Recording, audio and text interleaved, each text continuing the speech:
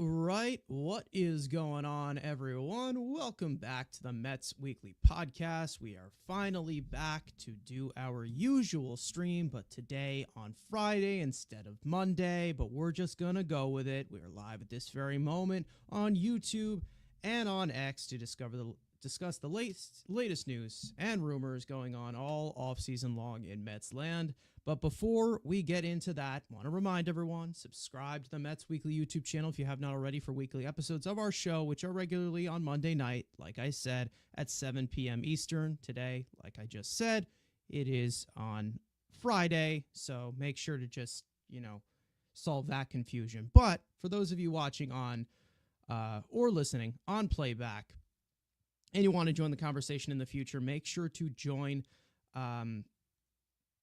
our live streams with post notifications on, know when we go live, as well as multiple videos that we like to put out throughout the week, all off season long. For those of you in the live chat right now, we want to let you know we love reading your comments, your questions, your concerns. And if you feel like you're being ignored, you are not being ignored. We are just going to be starring a few of them throughout the show, and we'll try to pull up as many as we can to keep the flow of the conversation going. And some may be saved for some viewer questions towards the end of the show. Make sure to follow Mets Weekly on X and on TikTok for future content over there. We have some TikTok content coming your way in the next week or so make sure to stay tuned with that.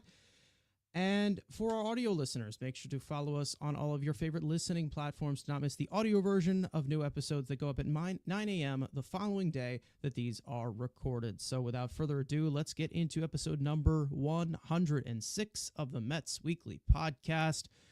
So much craziness, so much has gone on over these past few weeks. We have gone live for a lot more of the usual interval that we do. And we have talked a lot. We have yapped a lot. A lot of craziness has gone on. We know that there is a certain someone named Juan Soto who just joined the squad. And it was a monumentous day yesterday with the press conference where we had a lot of takeaways, some good, some were just, salt from, that other team in New York of some of their fans. But nonetheless, we can't agree more that this was a huge day yesterday. Officially, Juan Soto signing on the dotted line. I'm joined by Frank, by the way. So, Frank, what are your thoughts? I'm glad he passed his physical because, Yes. Boy, oh boy, did we not want to do another one of those. We've been there, done that, so it's nice to know that, like you said, it is like officially official. There's no turning back now. Like, it is done. They got him, so, that's really exciting. And I think the other exciting thing, too, just from the baseball standpoint, we kept talking about this on our Soto watch streams before he signed, was once that move happened, you feel like the rest of the offseason is going to get underway. And now you're starting to see a lot more guys fly off the board this week. I mean, you saw Crochet go. Now today you saw the Kyle Tucker trade happen. So you're seeing a lot of big things happen all around the sport of baseball now that this Soto thing has gotten out of the way. So it's just a very exciting time around. This is kind of what you want to see in the offseason because it's been such a slow start that now things are actually moving in the right direction and you're seeing things happen. So I just feel like overall, as we know, it's extremely exciting. I mean, can't wait to actually see it happen. I mean, I just think of it's going to be weird when Gary Combs could be and now, Juan Soto steps up for the Mets or something like that. I mean, because I'm so used to him being a national, just kicking our butt, that it's just weird for it to be on the flip side where it's Lindor is on for Soto.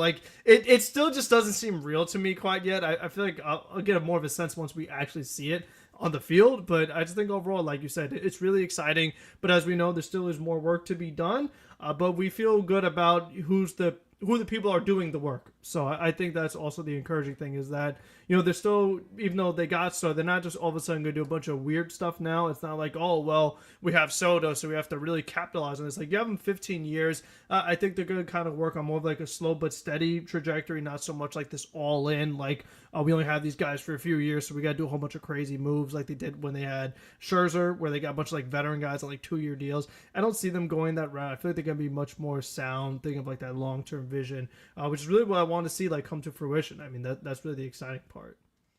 Yeah, I mean, we'll see what is in store because we don't know what direction they're going to go with.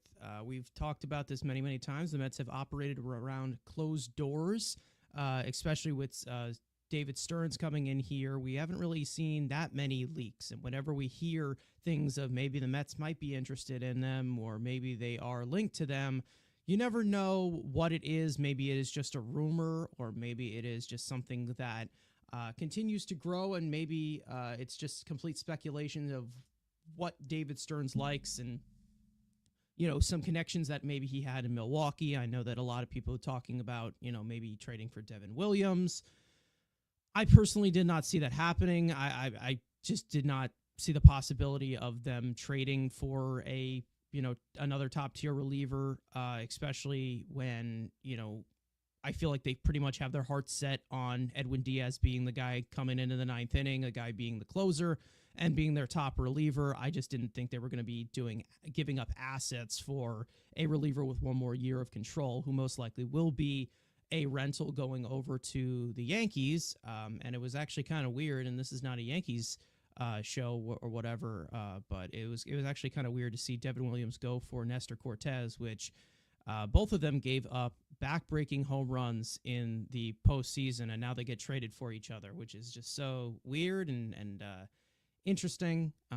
But, we continue to see these rumors float in, but of course we just need to see those official signings. And right now we are currently just sitting at 4 major additions, like we have talked about before: Jose Siri, Frankie Montas, Clay Holmes, and then, of course, the big one being Juan Soto. And I do want to talk about, the impact of what went on this week, because we all know that it has been Juan Soto week. He has been pretty much the main topic of the entire week. And I think that some of the stuff that has been said or some things have been rumored, it's very, very weird to me. And I don't know if this is the feeling that you get as well, that we have a lot of these things kind of just float through so quickly, because usually a lot of this stuff that is that was talked about regarding Juan Soto, or that was talked about with a lot of these other players, it usually comes out months later of what we hear. And from us hearing, the stuff about, the Yankees organization may not treating his family the best way, in regards to Juan Soto. And then also Juan Soto even said publicly that he hasn't talked to any of his former Yankees teammates since then. I feel like most of this stuff we usually hear later on, like well after the aftermath, and to hear all this stuff like just go straight at us all at once, it was kind of crazy. But it does give you kind of that image, and even you got it from Scott Boras too, of the Mets are kind of looked at as like they treat it's like a family, and then the Yankees are kind of right now, and this is not about the Yankees, obviously, because, they always need to make it about them. But in regards to the Yankees, they look like the organization. The Mets look like the family in this regard of how they've kind of presented. And I don't know if that's just how it is in face value, but that was also one of the, it looks like that was one of the selling points to get Juan Soto here, and I'm sure it was over $800 million that could possibly be escalated. That also that also pushed that. But I think that there also is a belief in regards to Soto, not just of what he said, but you do definitely feel how he does seem to feel from these reports that we are hearing, of the Mets just kind of moving forward and being that team of the future, and compared to a Yankees franchise that has seemed to be more of a team of the past in the last decade. It is a bit of a weird situation, like you said, just how quick all that stuff has come out. And I feel like if Soto was so bothered by the way the Yankees had treated certain members of his family, or just, whatever things that they gave him that he might have wanted, and what have you. I just feel like if things were so poorly with the Yankees, then why was there so much momentum going into Sunday night that it was the Yankees, that, this is the team he's going back to? I mean, is money that much of a deciding factor for Juan Soto that, he'll be willing to be okay with how his family is treated or with security or like all this other stuff? Like, is money that important to him that he just kind of puts all that stuff to the wayside and doesn't prioritize it? It's hard to say. I mean, I guess time will tell maybe, but I just, like you said, just find it very odd. And I feel like if we knew it now, well, maybe why didn't we know it when it happened? Just because, like you said, a lot of the stuff was, I think, like September or stuff like that. Like, a lot of it happened, like, not long ago at all. So it definitely was just very strange just kind of hearing about it. But, I just feel like for me, the Mets had to do a lot though in order to get him, whether it was like the suite that they had to give him or like all the other little bonuses that were thrown into it in addition to like we talked about on the stream. But, with the opt-out, if he doesn't opt out, he gets a raise and then the contract could be over $800 million. Like, there's a lot of things that went on in this deal that caused it to finally cross the finish line. So it definitely is very interesting. But when we talk about the Yankees real quick, it doesn't surprise me, that they're more of a business. I mean, the Mets are the team that has the song and has the OMG sign. And, not just the Mets, but, some teams have a samurai hat. The Blue Jays have a blazer that they put on. Like, a lot of teams have, like, little fun things that they do when they hit a home run or something like that. Or they put, like, a big chain on. Yankees don't really have much of that. So, I feel like there is some of that. And if you want to go like really old school, like, no beards and, no colored uniforms, just white and gray. I mean, that's going like really far back. And the Yankees have been more of a business and the Mets have been more of the fun team. But again, I don't think that was a deciding factor from either. I really feel that, with Boris being his agent, and what I go back to is that when the deal was announced, Juan Soto was in his hot tub or pool or whatever. I mean, he was not at the table, hammering out the details of negotiations. I mean, it literally just felt like he gave the keys to Boris and said, get me the most money, and then that's it. So that's the sense that I get. I still feel like, I mean, when you look at the contract they signed, money was the deciding factor. I mean, this was no Jalen Brunson discount or anything like that. I mean, this was who could get me the most money. And I feel like ultimately that's what it came down to. And, the Mets are fortunate to have Steve Cohen because without him, they're not getting this deal done. I mean, there's just no way that any team would be willing to do this, especially with no deferrals. I feel like that's the other big thing, too, is that to really just kind of know that no matter what, you're going to have a very high payroll year in, year out when you're paying this much to one specific player and you already have Lindor locked up long-term and a few other guys. You have to have an owner that's willing to do that on a yearly basis to pull something like that off. Yeah, I mean, again, when it comes to Steve Cohen, I think we all know about his generational astronomical wealth that he has. He's worth over $20 billion. He's been worth less than that before he even bought the team. He's become even more wealthy in regards to that after spending $2 billion buying the team. We never really saw him really flex that financial flexibility, into such a long-term space. I know that we saw, Francisco Lindor get locked down for 10 years, but that was after a trade. But for, to basically just put all the chips on the table the way that Cohen was able to do it. I mean, here's the thing. Is $765 million all the way up to the possibility of, over $800 million? Is that a lot? Absolutely. It is a lot of money. Is it an overpay for Juan Soto? I'm sure in any way you probably can see him as an overpay. Obviously, that's just kind of how free agency works.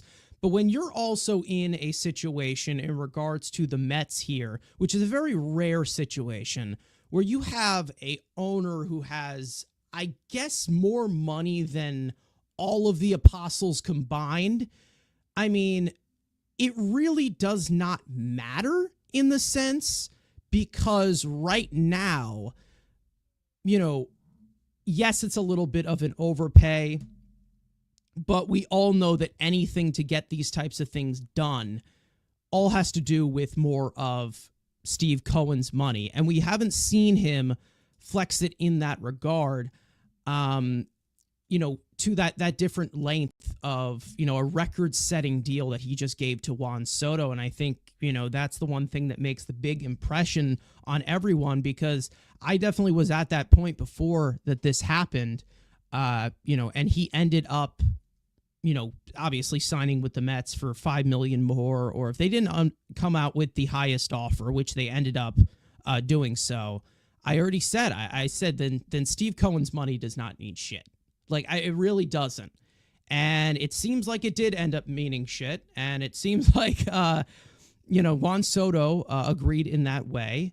And it all really just lined up perfectly for them. You had all this money coming off the books. You had a lot of these young guys coming up. It seems like the young guys have been of notice in regards to Juan Soto, saying the Mets have a better future, which was another thing that we've talked about, of course, that may have hit a little close to home with Yankee fans in regards to Soto. But I am really, in this regard, I'm really surprised of like how this all kind of just unraveled in this sense, because a guy like this can change your franchise forever. I mean, that is how impactful, how big of a game changer Juan Soto is. And I do feel like the Mets just have everything falling into the place at such a perfect time right now. And all the gaps seem to be ready to be closed with the financial flexibility that they have, with the baseball mind that they have of David Stearns. I think that from all of the concerns of the full-on value when it comes to Juan Soto, yes, he is not the greatest defender out there in right field.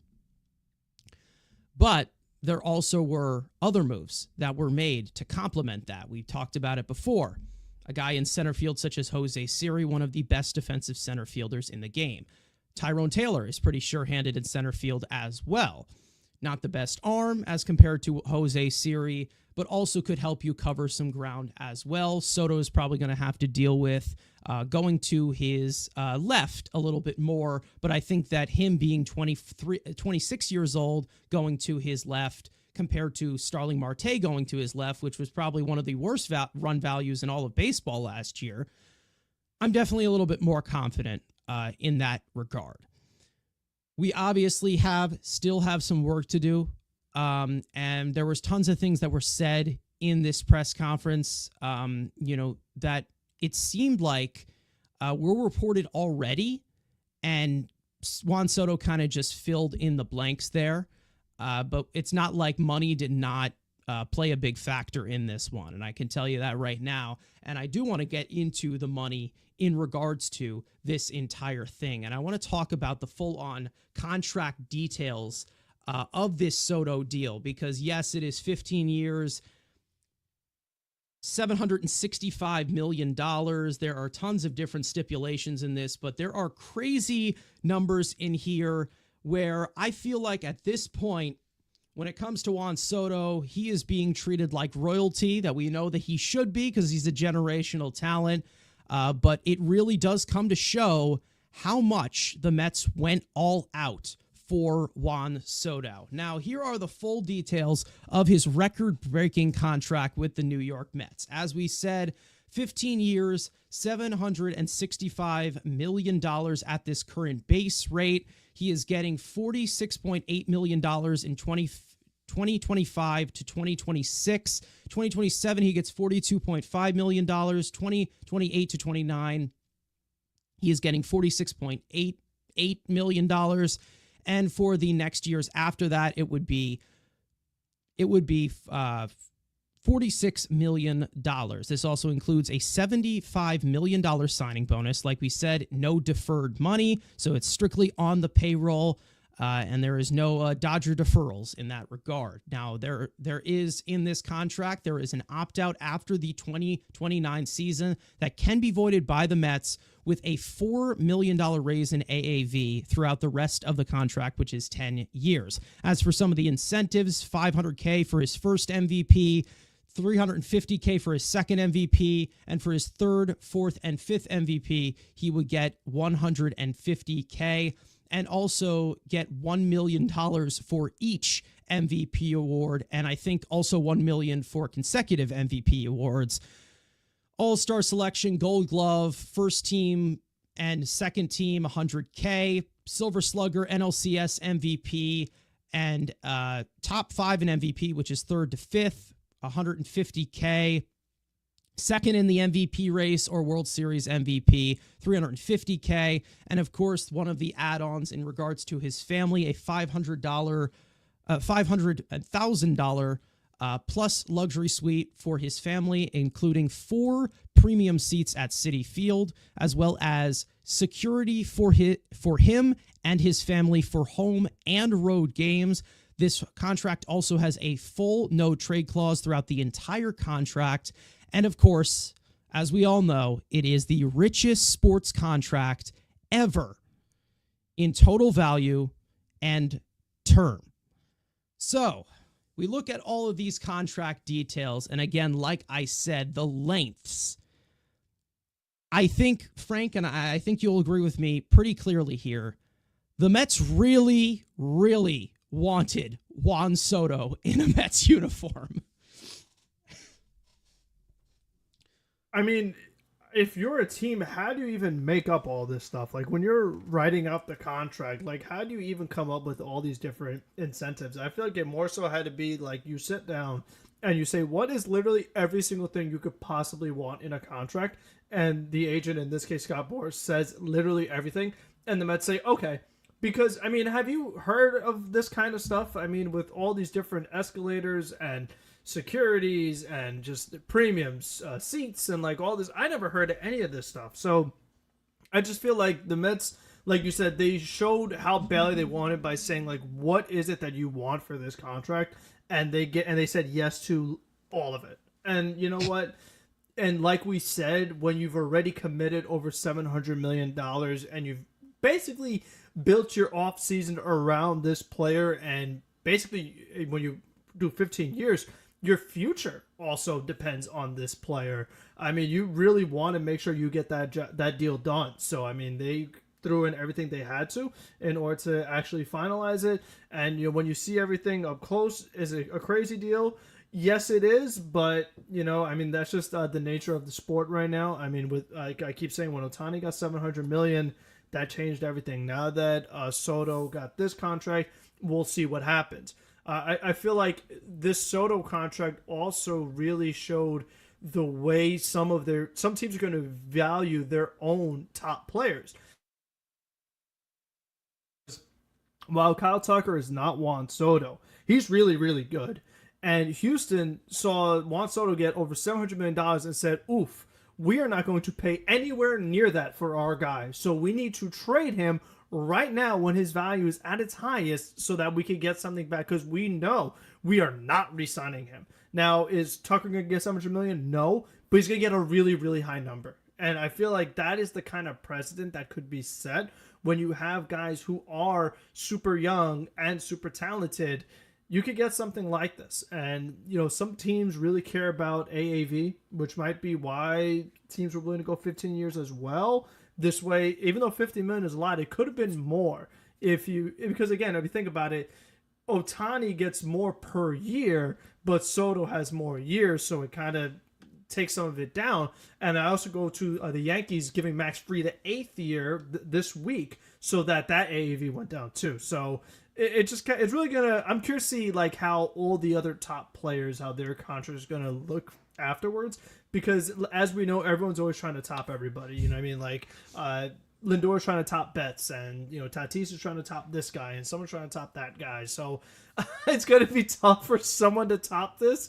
But if they do, oh my gosh, and it just gets into a really scary situation, you know, because the next generational player that's available at a young age, I'm curious to see. And then just one last thing, Howard Reynolds made a good point on LB Network. He said this contract makes players not want to go to college, because the younger you can get into free agency, the better chance you have at getting an insane deal. And I wonder how that's going to factor into things too. So we'll see if something like that happens. But it just could do a lot for the whole sport of baseball when it comes to free agency, not just for the Mets, but for all teams going forward, because of such a massive, massive deal like this. Yeah, I mean, listen, we have talked about this for a long time of how this kind of lines up. And I will say one thing is, it does line up a lot better when you're talking about something like Shohei Ohtani because of how young Juan Soto is compared to somebody like Shohei Ohtani. And then you also get to the AAV that stretches it out a little bit further because of him being so young, of $51 million.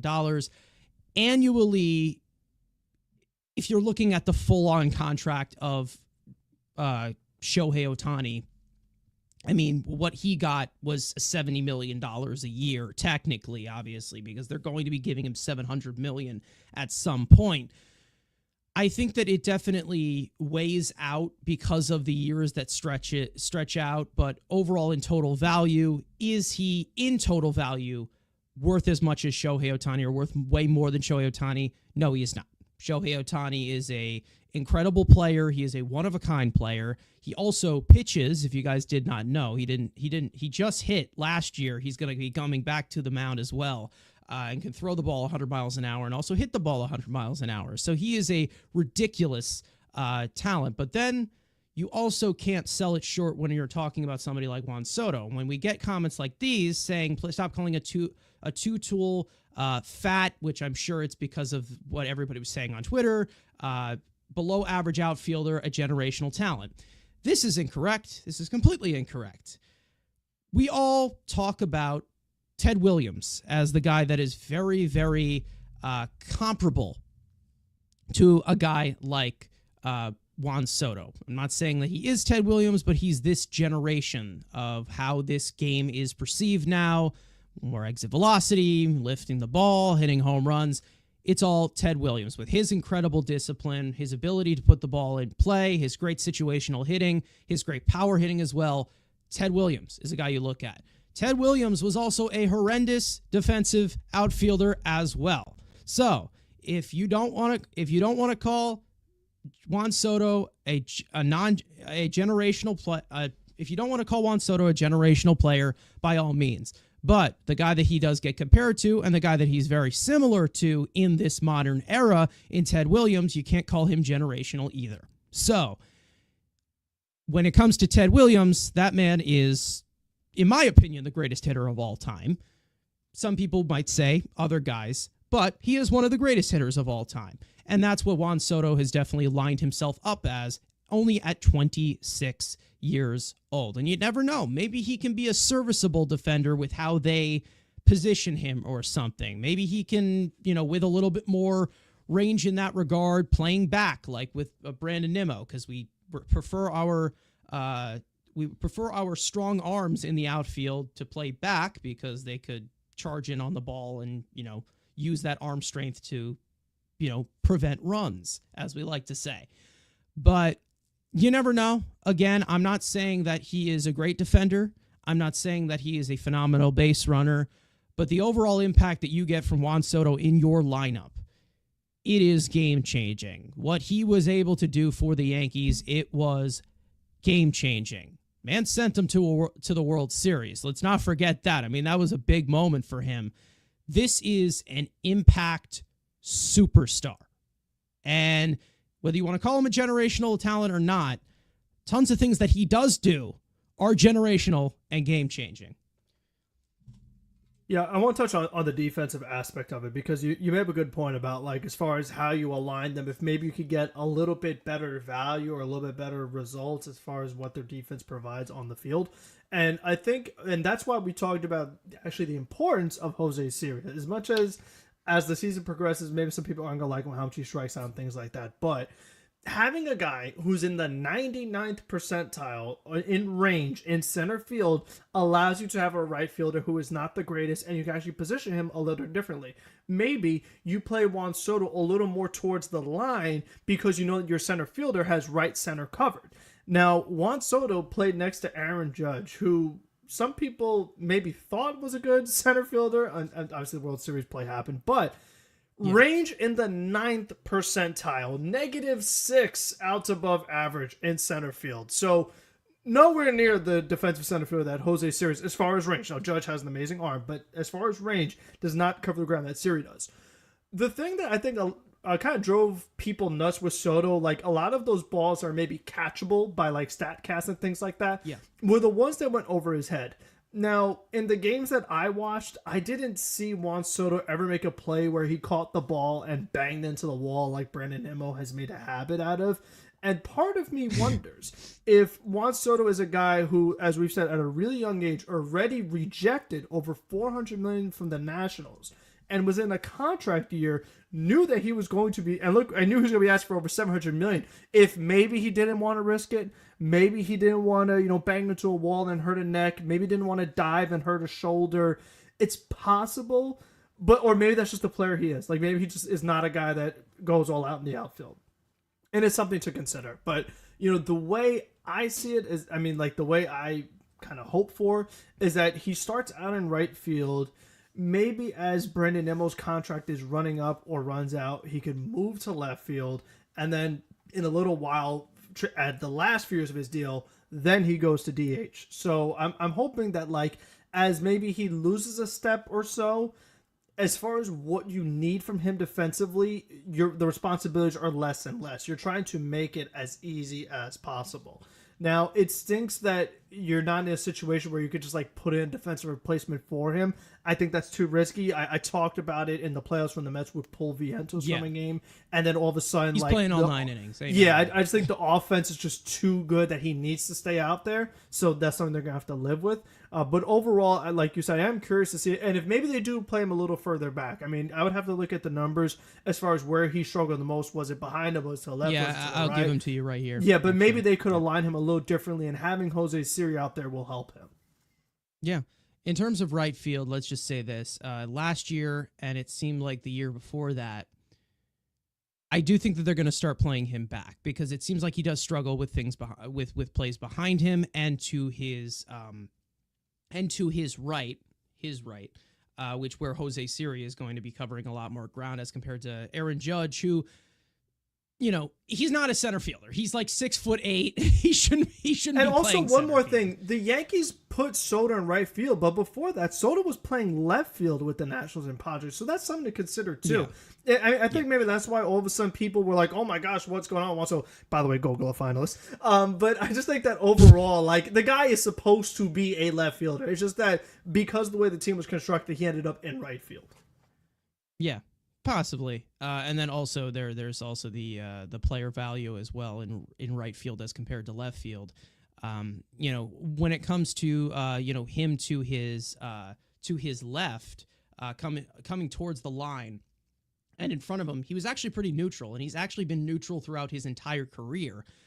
So that personally, when I look at that in specifically, I feel like it's just been strategically put out in that regard because of how we all know David Stern's mind works with run prevention and defense up the middle, where Juan Soto going towards the line, it seems like he's neutral and serviceable, but every single piece of ground that could possibly be covered by Jose Siri or Tyrone Taylor, it's a little bit of a weakness. And then you also have plays behind him, where he can prevent that a little bit and play a little bit back. Now, as for things in regards to Ted Williams' defensive stats, I can give you some of the defensive stats that were given, but obviously they were a little bit less specific back there, in the 1940s. Career negative 150, negative 125 defensive run value. So even though that is positionally adjusted to right field, which is not a defensive premium position and more of it, obviously, a arm influence position, that's not great. Let's just say that. Yeah, a very, very different ballparks to it. And I think when it comes to arm, Soto does have a really accurate arm. It's not the strongest, but it is very effective. So that is, as we know, very important to have in right field. So, like we said, just overall, as far as the constructing, and I wonder if you play him back, then you have the concern of, okay, what about the plays in front of you? And then I think at some point we're talking about the long-term vision. I wonder how a Luis Angel Acuna or maybe even a Jet Williams at second base could kind of impact that as well. It's like, okay, well, there's a ball to shout. I have a really, really fast second baseman that can go out and get it. So maybe that could also mesh with Soto, and all, like you said, will also allow you to play him back because, you have Siri, you have Acuna. Lindor doesn't really factor in because shifts aren't a thing anymore, but you feel like there are some pieces that can help him out that's already around him on the team. Yeah, you never know. I think him coming in, I would much rather the base runner, if the ball falls in front of him, to obviously get to first base instead of second base. So, and also, the other big piece is when runners are on base. So if the ball falls in front of him and he has a really good arm, he has a better chance of throwing them out. Whereas the ball goes over his head, they're scoring. So I feel like that's the other thing. And maybe you can kind of look at that too, where it's like, okay, bases are empty, you could play him in a little bit, but someone on, you move him back. Like there could always be like those adjustments that you're making throughout the game. It's not like, oh, we're playing him back, we're not allowed to move him forward. Like, these guys, as we see, have their cards that they have in their back pocket or in their hats, where they have like they move around depending on who's batting. Yeah, it's all scripted now. But when it comes to the overall defense with Soto, again, obviously we're talking about a ridiculous bat, which is a massive impact bat. But when we talk about from what you are doing from last year, I am 100% positive that I can call Juan Soto a defensive upgrade compared to what we were getting from Starling Marte last year. Starling Marte, statistically and also visually too, was the worst defensive right fielder in all of baseball, probably the worst defensive outfielder in all of baseball for all three positions. And he probably should have been playing left field all of last year, but they moved Nimmo to left field in that regard. So when it comes to Juan Soto and those overall tools defensively, with the arm that he has, with the way that you can dissect his overall range, I think that there could be adjustments that make it a little bit better. I don't think that he is going to be the Gold Glove caliber right fielder that he is apparently presumed to be in this league, because apparently he's always nominated with that. But I guess that just comes with being a superstar player. You just kind of get notices for that, as compared to some other players that probably deserve it a little bit better. But when it comes to Soto, I don't think it's a liability defensively. I think he can be average. Like, that's it. Like, at best, he can be average. I don't think he's a liability that Starling Marte became. And then also him being 26 years old, maybe there are adjustments that do make, and maybe he can improve that outfield defense into his late 20s, which also we saw Brandon Nimmo do a little bit. Remember when he was one of the worst defensive outfielders in all of baseball? He's pretty serviceable now. He's not great, but he's serviceable. He's not a liability. So we'll see what happens. You never know. And obviously with somebody such as David Stearns, who definitely prioritizes defense in a way compared to a lot of other teams, I think that there's definitely going to be ways that they're going to try to adjust and work around it. But when you're talking about Juan Soto in this lineup, offensively, we know what he can do there. And that 1-2 of Lindor and Soto at the top of the lineup, we know that there still has to be changes that have to be made. And we will talk about those changes that will have to be made in the lineup. Such as even Starling Marte, who has been in some trade rumors as well. We already did a video about that, so I don't want to go a little bit deep into that. But as for the other pieces that we can add to this team, because there are plenty of moves that still need to be made when you look at this roster, even though Juan Soto is a Met, and we are all very, very happy and pumped up, let's talk about starting pitching, which we know is going to be a point of emphasis for the rest of this off season. We know that they're going to go after some bullpen arms as well, even though they've had, some guys that are solidified there in the back end. When it comes to the rotation, there were two rotational pieces that were added in this offseason before the Juan Soto stuff started, and we kind of got a little bit detached from it, of course, with the Juan Soto stuff happening. And Frank, I don't know if you were able to give any opinion on the Montas or the Holmes deals whatsoever. I mean, we could do a little bit of a roundup on that, but I also do want to talk about some other things they can add to this rotation of some reported interest. But when it comes to, how I look at this pitching market, I'm good with the moves that they made. I know that some people are putting it a little bit more into question because it doesn't seem like the sexy names, but in further explanation that I can give, I mean, what are your thoughts of the possibilities of Holmes maybe being a starter? And then there's also Frankie Montas, who they also brought in for an upside reason to be in the rotation. Yeah, I mean, yeah, I was in the mansion, I was busy, and the Mets like making moves way too late at night, past my bedtime. So like I'm already asleep, and the move has already happened, and a couple moves more. So as far as like, I'll try to do it quickly, but with Montas, I was hoping it was the Quintana replacement, but now I'm starting to think that maybe it's more of a Severino replacement based off the way the starting pitcher market is going, and a lot of the guys have come off the board by now. So we'll see how that goes. I'm not liking it as much now. As far as like Quintana replacement, I was good with it. If it's a Severino replacement, I'm a little iffy on it. I mean, he could turn out to be really good, but it could go either way. I mean, we have to trust Stearns here. It's very similar to the moves he made last year. I mean, I was 50-50 on Severino last year, and then he turned out to be solid. So, maybe he could kind of do the same thing again. And like I said, he could make this blueprint of like this infinite draft pick glitch where he signs a guy for high upside, and then gives him a qualifying offer, and then gets draft pick. And just keep doing like these short-term deals, just like make unlimited draft picks, maybe. I don't know. That's just a theory. But overall, we'll see how that works. For Clay Holmes, I like that this should mean 6-man rotation. I mean, that's what I'm hoping with Clay Holmes, is that it does mean that there's a 6-man rotation. And especially for Kodai Senga. I feel like that's the guy that we know is the most impacted by a 6-man rotation, most important for a 6-man rotation to get him through the season healthy.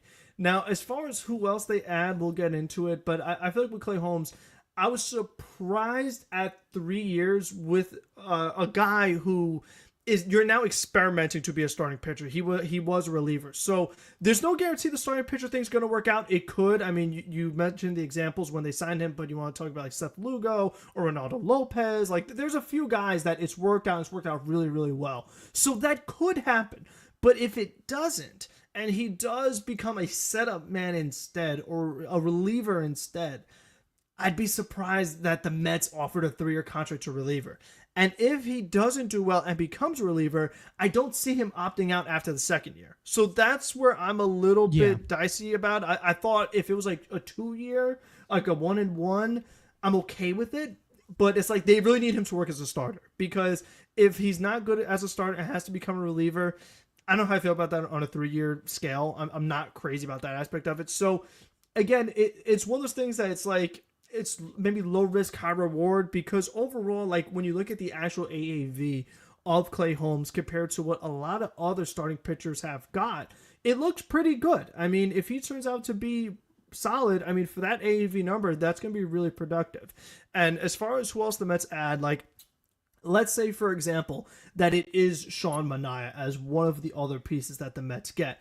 He's another guy that with his new delivery will really benefit from a 6-man rotation, because he talked about in the postseason how, like, this was kind of new for him. His arm didn't feel quite right. If you're in a 6-man, that should help a little bit. Just get a few more innings out of him feeling a little more healthy, I would hope, and just overall reduce that risk of injuries as he's getting older. So it does stink that a lot of these other guys have come off the board, whether that is Blake Snell or Eovaldi or Max Fried. I don't see the Mets getting Corbin Burns. Crochet already got traded. So, as I've stated, I still want to see them get a frontline guy. I still want to see, at minimum, a number 2 pitcher.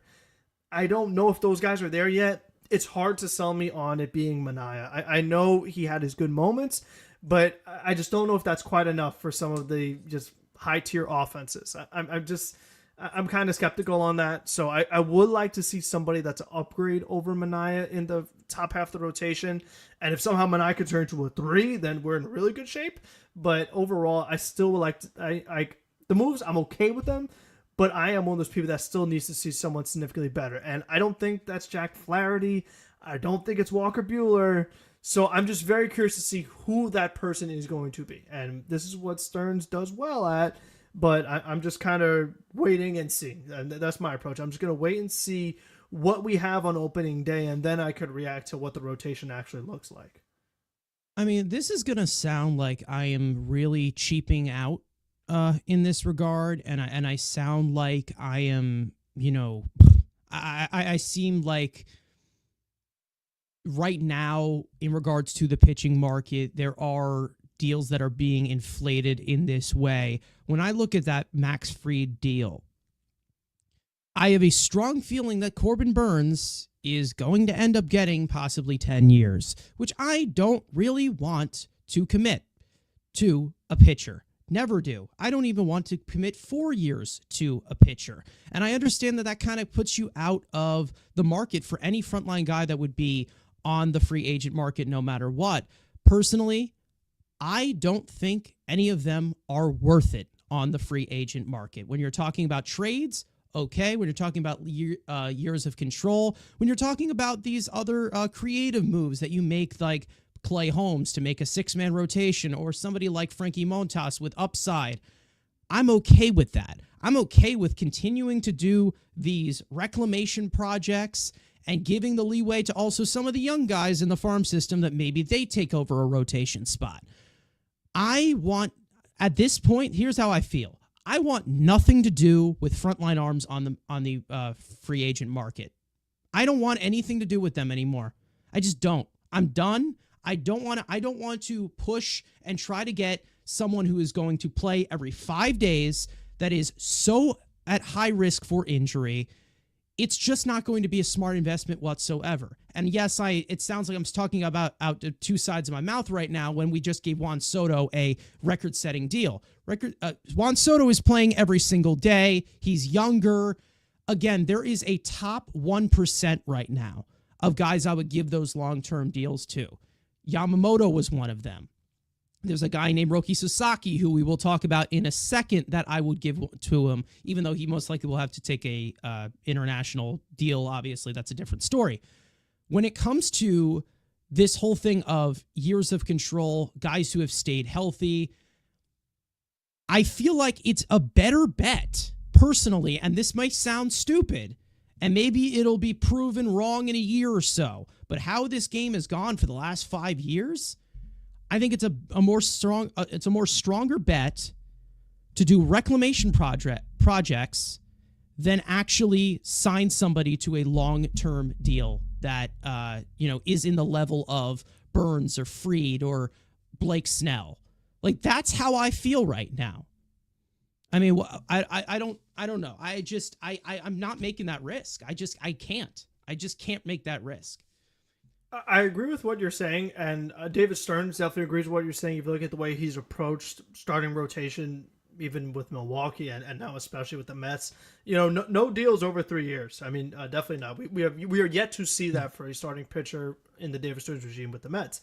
But my question is that if he's telling me that, with Steve Cohen behind him, he's willing to spend big on position players for the most part outside of Yamamoto. Yamamoto was like the one exception. And even that might have been a Steve Cohen thing. I'm not entirely sure how that kind of went. So if he's telling me that, okay, I'm willing to spend big on position players, but not so much pitchers, I wonder why he went position player in the first round of the draft last year and not pitching. Because I feel like we've talked about the best way to build pitching is from within, developing pitching and having them on your own cost controllable. And I feel like that would be the best option. And for the Mets to actually have a big improvement, they need Sproat to really hit for them this year and be a very solid contributor in that rotation. If he's frontline, that's best case scenario. But if he's like 3-4, then that works as well. And like you said, very cost controllable and just allows you to do a lot of things.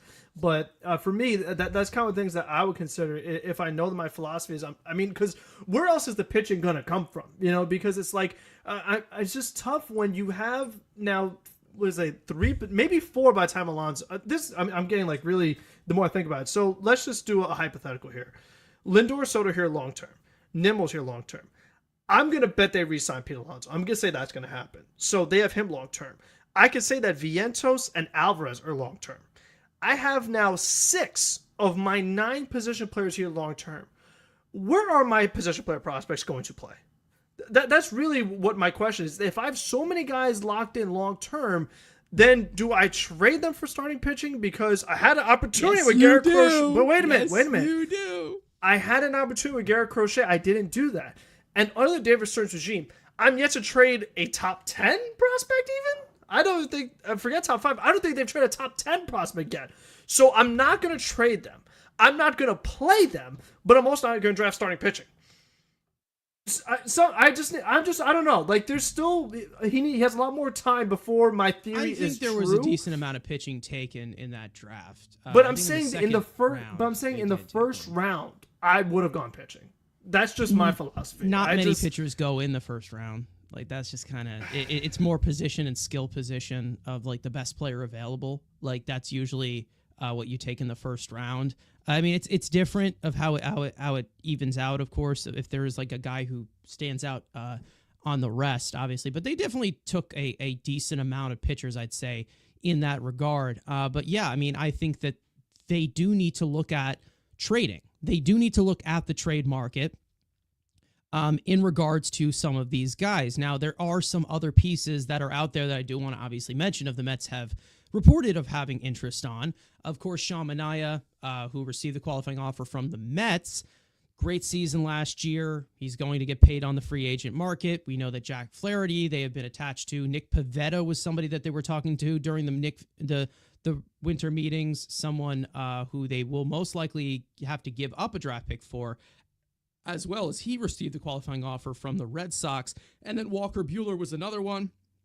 You look at that current depth chart, I think that there is a certain panic when you're talking about the certain starting pitching depth, but I do also believe in more of upside than proven, because of when it comes to pitching, anything can go at any moment, and it's more of just a lightning in the bottle situation now in this game. Maybe it wasn't like that 10 years ago, but right now it is in regards to that.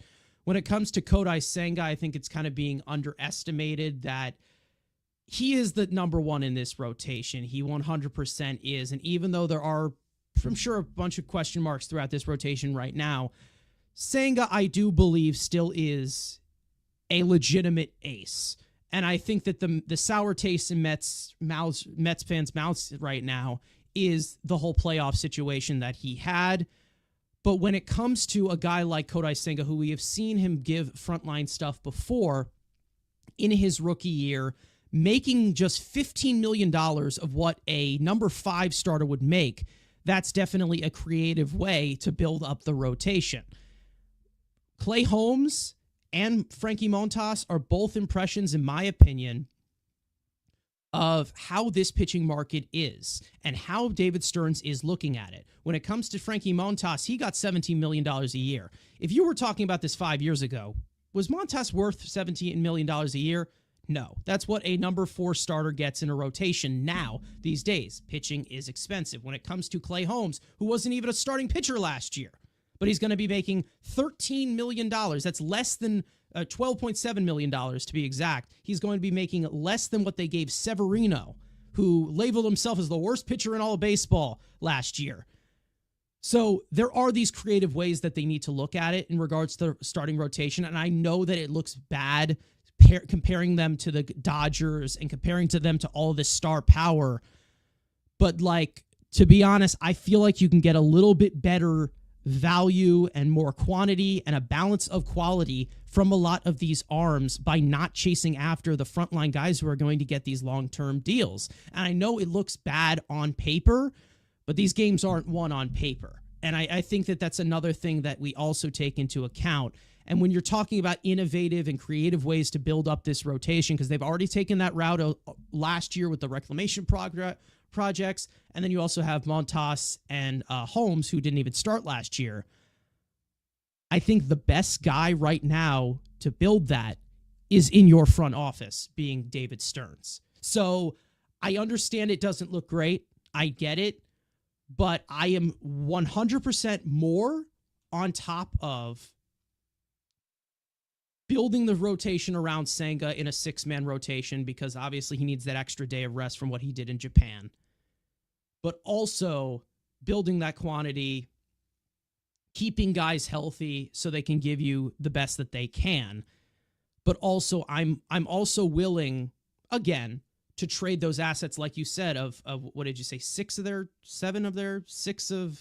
their position players locked down. There is a scenario where about 6, and honestly, if Acuna or somehow Jet hits, that's 7 of position players. You're literally looking at like DH and center field as a revolving door because they've had a bunch of short-term guys. That's really it. It's just DH and center field could be the 2 positions that are not locked down long-term yet. Yeah, so basically you do have some guys who are locked down and you see as future pieces, obviously. You never know what happens. But when it comes to that, all I see there is an opportunity to trade these young assets for a starting pitcher with years of control. It's not really of anything of salary or anything with AAV-wise.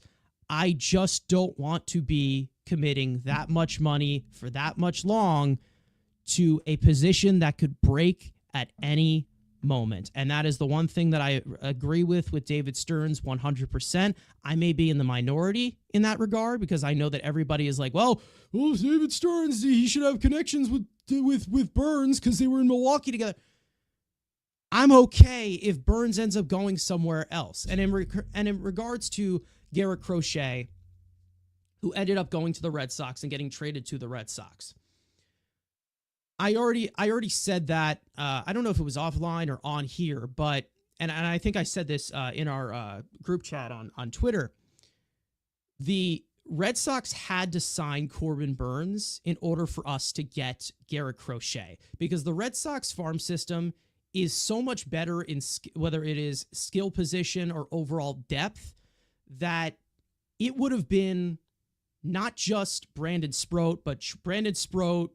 Maybe there is Drew Gilbert in there. There was going to be multiple guys that the Mets covet in that regard, which I didn't think that David Stearns was going to be willing to do that. We saw that the Mets were being aggressive with Garrett Crochet, and how they were a strong possibility. And then we saw that the Yankees were out of the possibility of the Crochet sweepstakes, and that left the Mets and the Red Sox. Again, the Red Sox needed to sign Corbin Burns in order for us to get Garrett Crochet, which I don't know, when you have that surplus, giving it up for a guy like Garrett Crochet, I do believe that it is worth it. Again, I was more on the trade some midgets for Castillo train, of course, because I'm more of a Castillo guy because I do think that the quality and quantity that he does provide is a lot better, and hopefully maybe they do swing a trade in that regard. But when it comes to Garrett Crochet, there are still some question marks, but there's a lot of upside there, and he possessed a lot of value compared to what we have in our farm system, which compared to what Mets fans look at it, I do think in general the Mets farm system is a little bit overvalued by Mets fans compared to everybody else in the league. And there's tons of different reasons as to why. But when it comes to Garrett Crochet, I mean, again, we were not beating any offer that the Red Sox were going to give to the White Sox whatsoever, no matter how smart the White Sox front office claims to be. Yeah, I mean, my one thing with Crochet was that wasn't there that whole thing during the trade deadline where Crochet had basically said that if somebody traded for him, they needed to give him an extension or else he was going to go to the bullpen.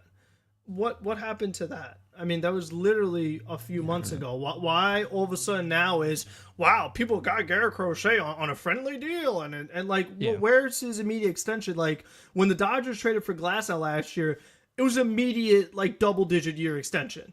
So that's kind of where I'm a little confused. And if that's the case, is that, like, why did I not be more aggressive during the trade deadline to get him? And then maybe Boston was never in the equation. I could have maybe had him to myself a little bit more. So, I don't know. That's just me. I had said that, like, you know what?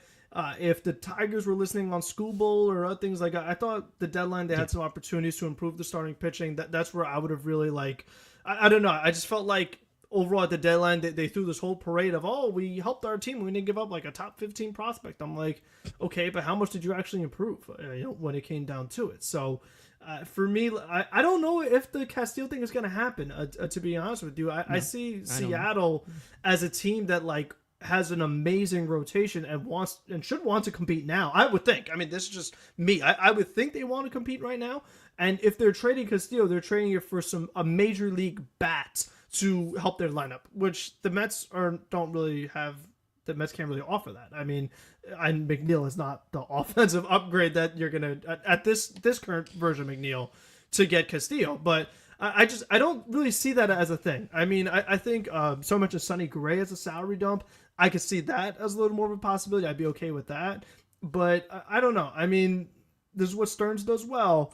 But I want to see it first. Like, I want to see the trade and actually see them get that frontline pitcher to really help out this team.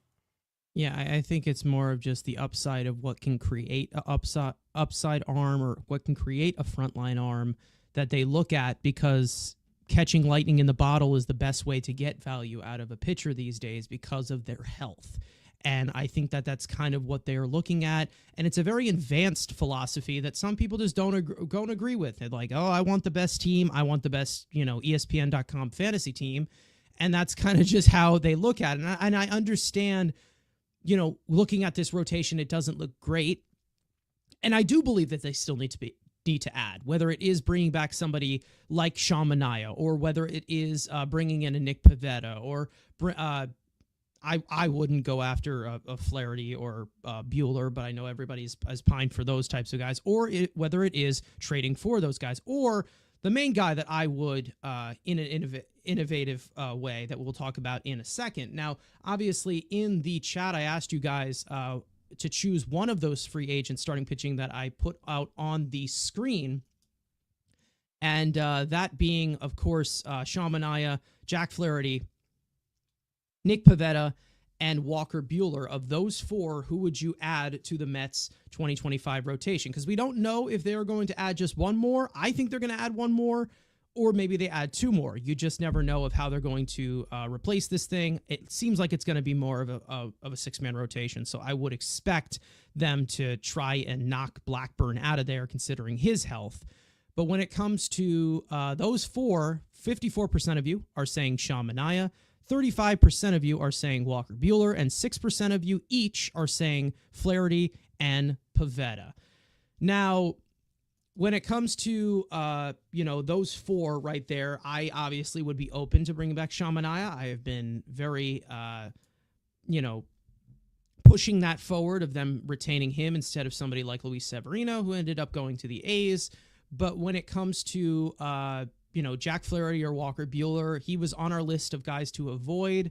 I'm still just not, I'm not there for it. I really just am not in regards to that.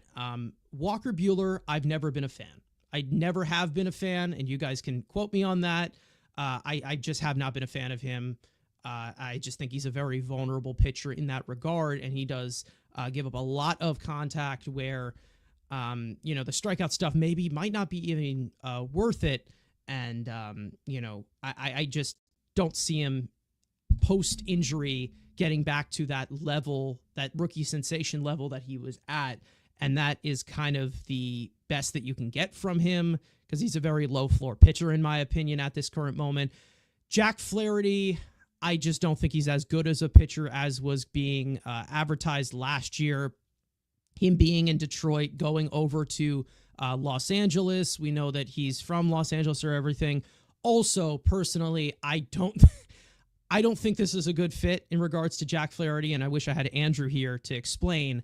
But one thing I will say is there's been a lot of drama in regards to Jack Flaherty, of things off of the field, him, going after reporters, going after teammates. That's not going to sit well here in New York, and I just don't see it as a fit. I feel like he would just get torn apart and be shipped out of here immediately. And then there's Nick Pivetta, who I can go in a little bit more specifically, because we all know I have a soft spot for him. But in regards to these four guys, we'll see what the price is. But as for the market, it's a little scary when you're looking at the free agent market right now of what guys are worth, especially with Sean Manaea, because of what Nathan Eovaldi just got. That's what I'm worried about too with Minaya, is that I feel like his asking price is a lot, or I feel like someone would have got him already, and that someone could definitely be the Mets. So I feel like his camp is holding out definitely for a pretty big deal. And with his age, like you said, you can't go more than 3 years for him, I don't think. I feel like 4 and up, would, especially more than 4, would really be pushing your luck, especially just with like how all of a sudden, like, he had a great second half. And I think with his, again, with his age, like it's just very tough, especially that playoffs, like, he felt like it wasn't as effective, kind of worn down a little bit. It's risky. There still is definitely some risk involved. But, a lot of these guys, Walker Buehler, like you said, very risky. I'm surprised that, people were more in for Buehler than Flaherty. I know Flaherty has his personality issues, but I think overall the age doesn't have as many injuries as Buehler. Like, I feel like there's more upside as far as in the abilities of Flaherty than there's with Buehler. As far as Pivetta, I mean, you'll have to sell me on him because again, the way I'm looking at it, like, I'm looking at it from like a playoff philosophy. Like, okay, who's my playoff rotation is going to make starts for me against like really good offenses? And right now I have Senga, and then like that's where things get dicey. Yeah. It's like, is Clay Holmes starting a playoff game for me? Am I starting with David Peterson? Is it Frankie Montas? Is it Pivetta? Like, that's what I'm saying, is that, like, when I talk about, like, front line, I'm more talking about, like, who can make a playoff start for me and just keep me in the game and let Juan Soto and these guys do their job and win the game for me. Like, just keep me in the game. Give me a good manage, because as we haven't even talked about it yet, but I still don't really have a bullpen either. I know Stearns is good at that, but, like, I still don't have a bullpen either, so I can't take this approach of, I can just get a guy, give me a few lanes, and then my bullpen can take over. I could do a bullpen game. I don't need a starting rotation. I could do a bullpen game. I don't have that as an option either. So that's where I'm still like waiting to see. I'm like, okay, we'll get to the postseason. I still need some guys that can make some big time starts for me. Yeah, I mean, when it comes to Nick Pivetta, here's the thing. I think a lot of people have talked about Nick Pivetta and kind of talking about him as a possible tease. Somebody who has all the talent in the world but just not being able to put it together. For the most part, I do think that there is a lot of, swing and miss stuff. There is a lot of chasing, a lot of the way that he's able to expand the zone. He does not walk anyone. He's a strikeout pitcher. In regards to the ballpark that maybe he plays in, it just seems like when he does make shitty pitches, he pays the price for them. Let's just say that. But when you're talking about the overall run prevention in center field, the run prevention in the outfield, I feel like it will be a decent fit. One thing that I do believe here in regards to Nick Pivetta, it's obviously a complementary piece to this rotation, and it's not going to be a frontline arm, even though he does have good stuff that could possibly do something for you.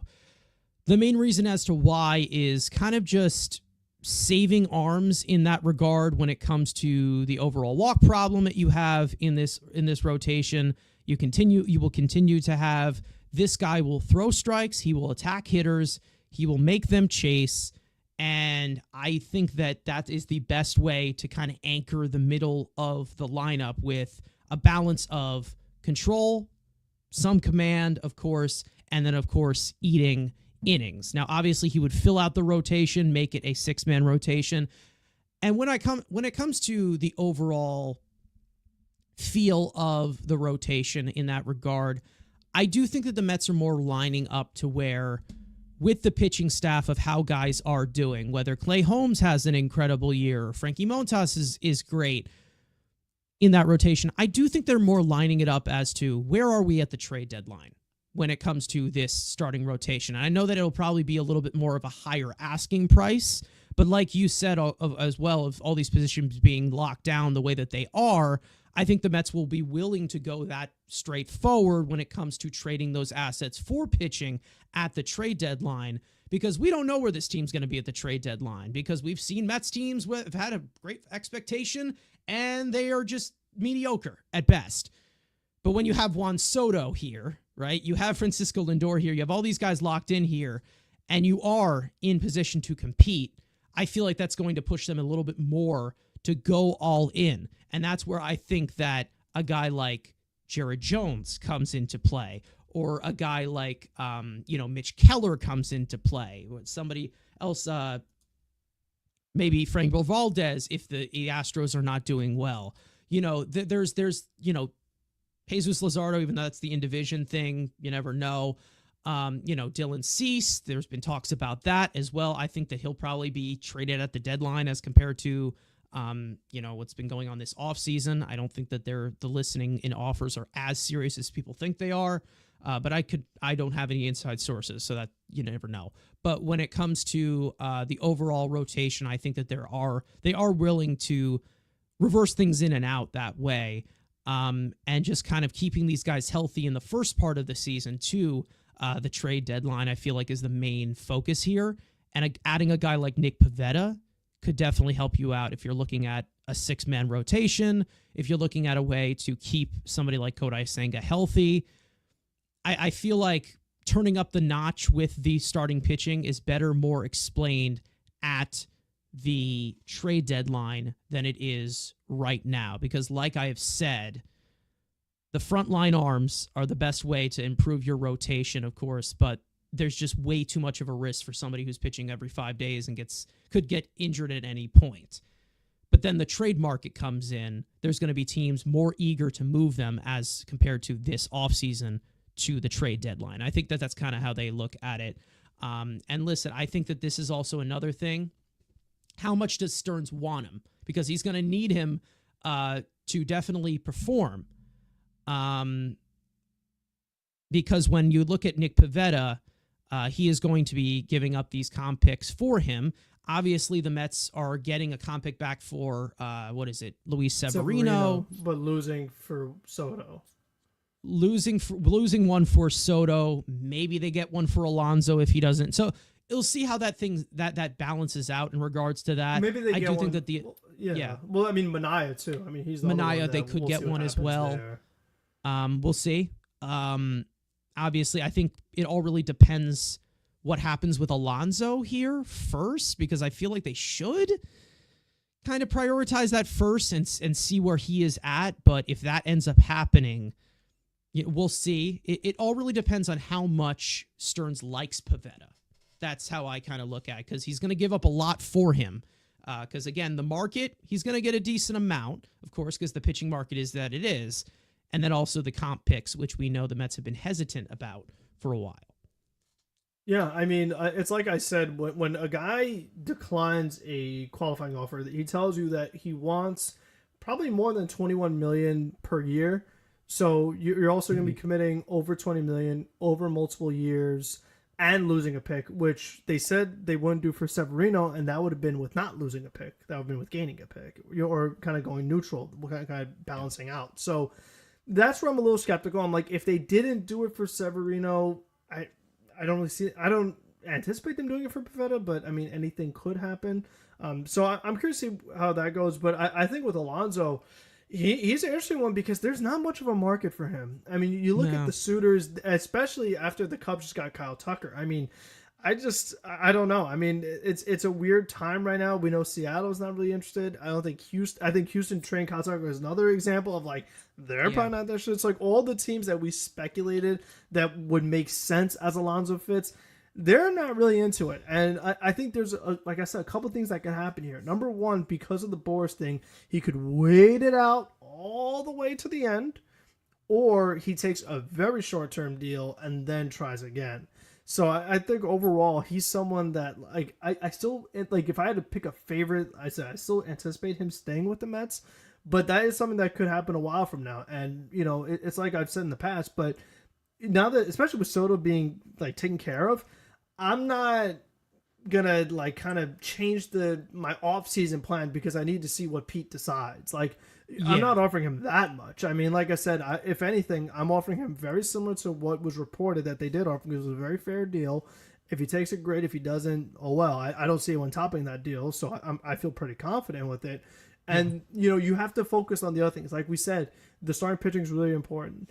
The bullpen, you're not going to spend too much there. I mean, that's not a smart thing to do. I feel like Stearns can just kind of find his guys and take care of that. And then, the Marte thing, I mean, that's another one. I feel like it would be probably best case scenario. This is like best case scenario.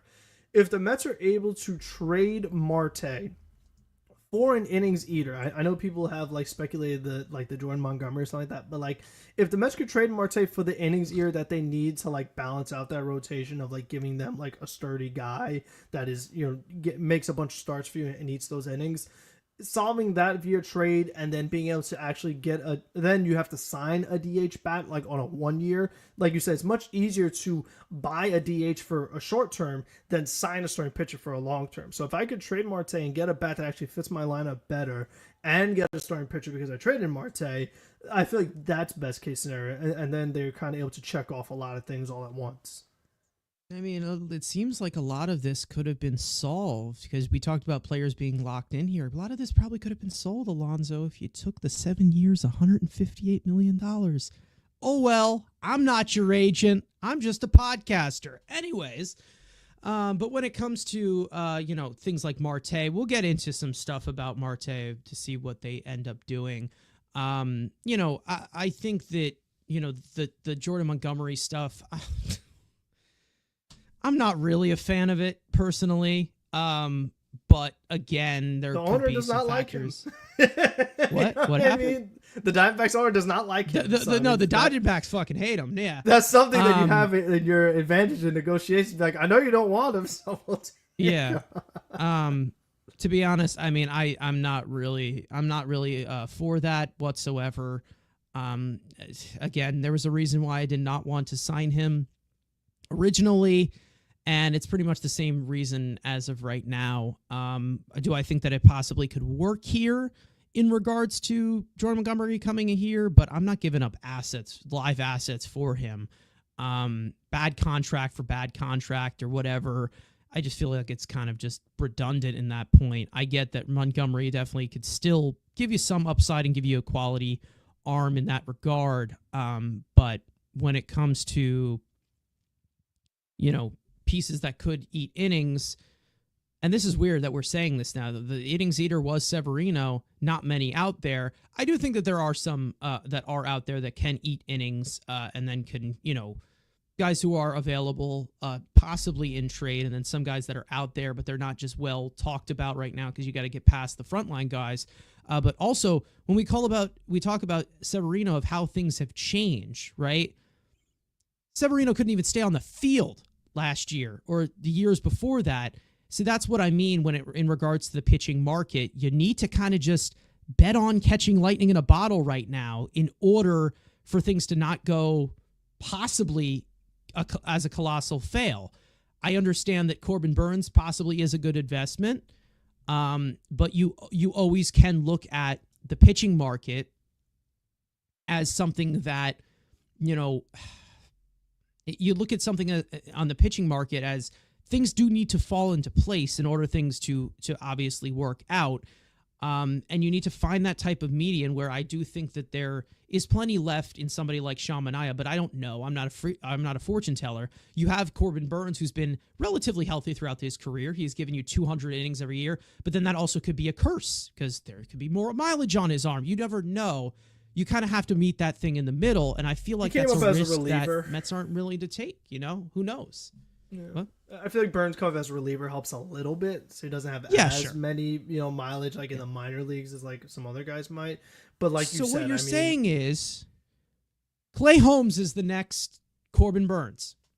Well, no, I mean, you have to remember who developed Corbin Burns. That was David Stearns. I mean, so it's kind of, I mean, like we said, this is what he does. And we talk about like all the guys that like Freddie Peralta, who I love, Stearns, you know what I mean? So like in an ideal scenario, like recreating your own version of Corbin Burns, Brandon Woodruff, Freddie Peralta, it would make things a lot easier because then you have that cost control and things like that. But it doesn't always happen that way. That's something that is going to take time. So for right now, it doesn't really help us, but it's something to kind of keep in the back of our minds. But, as far as like getting a guy who's steady, we talked about Eovaldi all the time, but I feel like he just wanted to stay in Texas perhaps because he would have fit that role that we're talking about. So, I mean, we'll see who that guy is. I mean, a team that I'm just really interested to see where they turn out. Because, like, we saw what the Yankees are doing. We see what the Red Sox are doing based off of Juan Soto not signing with them. Toronto. what are they doing? You know what I mean? Because like what's they going didn't get on with you? Yeah, because like I feel like they would make the most sense for Corbin Burns, maybe because like what else are they gonna do? Yeah. I mean, because We've now also because seen then the the trading Giants flat thing becomes really- more available. The We've Giants also could seen the be. Giants I mean, being very aggressive with Burns too. I know, so but you the never know thing if they is lose that out there. Yeah, the things that the Giants just gave out, like the biggest contract of their history, which was Willie Adames at 180. They're gonna have to top that by quite a bit, I would imagine, to get Burns. I feel like that's asking a lot for like you break your record and then say, okay, I'm gonna break my record again, but by a bigger margin. It could happen. But I'm just saying that would be interesting if it did, considering the team. I mean, they were willing to break the record even more than what they gave Adames. Well, yeah, I mean, for Correa, but Yeah. again, I mean, Correa, and then especially Judge. I mean, like, listen, like we said, when it comes to position players, it's different, especially with a Judge compared to Burns or Adames or someone like that. Yeah, I mean, you never know. Again, I really do want them to go out on the trade market and get one of those frontline guys because, like you said, with those positions being locked in, they do have a little bit of a surplus of guys they could deal out. You just never know in regards to that. Guys like Luzardo. I want to say that, yeah. like, of all the guys we talked about, the guy that I would want the most on that trade market is, like, this is, like, Frank's guy, Dylan Cease. That is who I would want. Absolutely. Because, I mean, that age and that contract. Like, again, I think he's going to be more of a deadline thing. And that's fine. Because I mean, of him being but I don't want to hear this, like, oh, I have to give up my top 5 prospect. I don't care.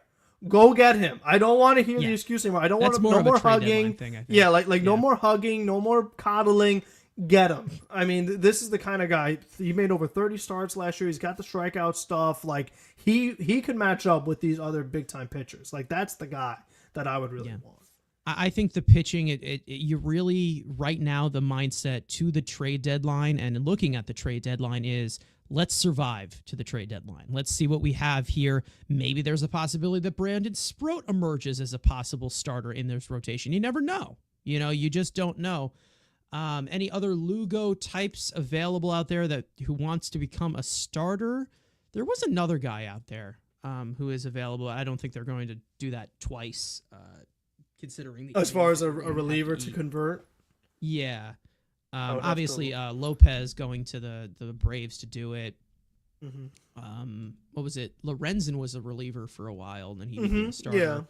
Yeah. Mm-hmm. I'm not sure. I don't know, but I'm not looking Maybe, at it in that. Is Soroka who you were thinking of? Because he's kind of like been back and forth. Soroka is still going to be a reliever. He's way too banged up to be a starter. So at this point. I mean, MLB.com for the free agents has him listed as a starting pitcher. So. Yeah, I don't know. I mean, he could be one that they might want to experiment with. I don't think he's made a start since like. The Mets have had interest in him, but it seems like they have more interest in him going out of the bullpen, which is probably why that is kind of fizzled out. Because maybe he does want to start, but I think he's perfectly sound as a reliever right now because he's just been so banged up. I mean, combine of the last since his 2019 breakout rookie year. Ever since then. He's pitched 110 innings ever since. Like you never know. Oh, Jeff Hoffman was the other guy that could possibly that would be be interesting. Maybe. That Interesting, definitely interesting. It seems like the Phillies are kind of out of that market right now after getting Romano. When it comes to bullpen arms. But so what happens with Estevez then? I mean, because he's available on the free agent market. You never know.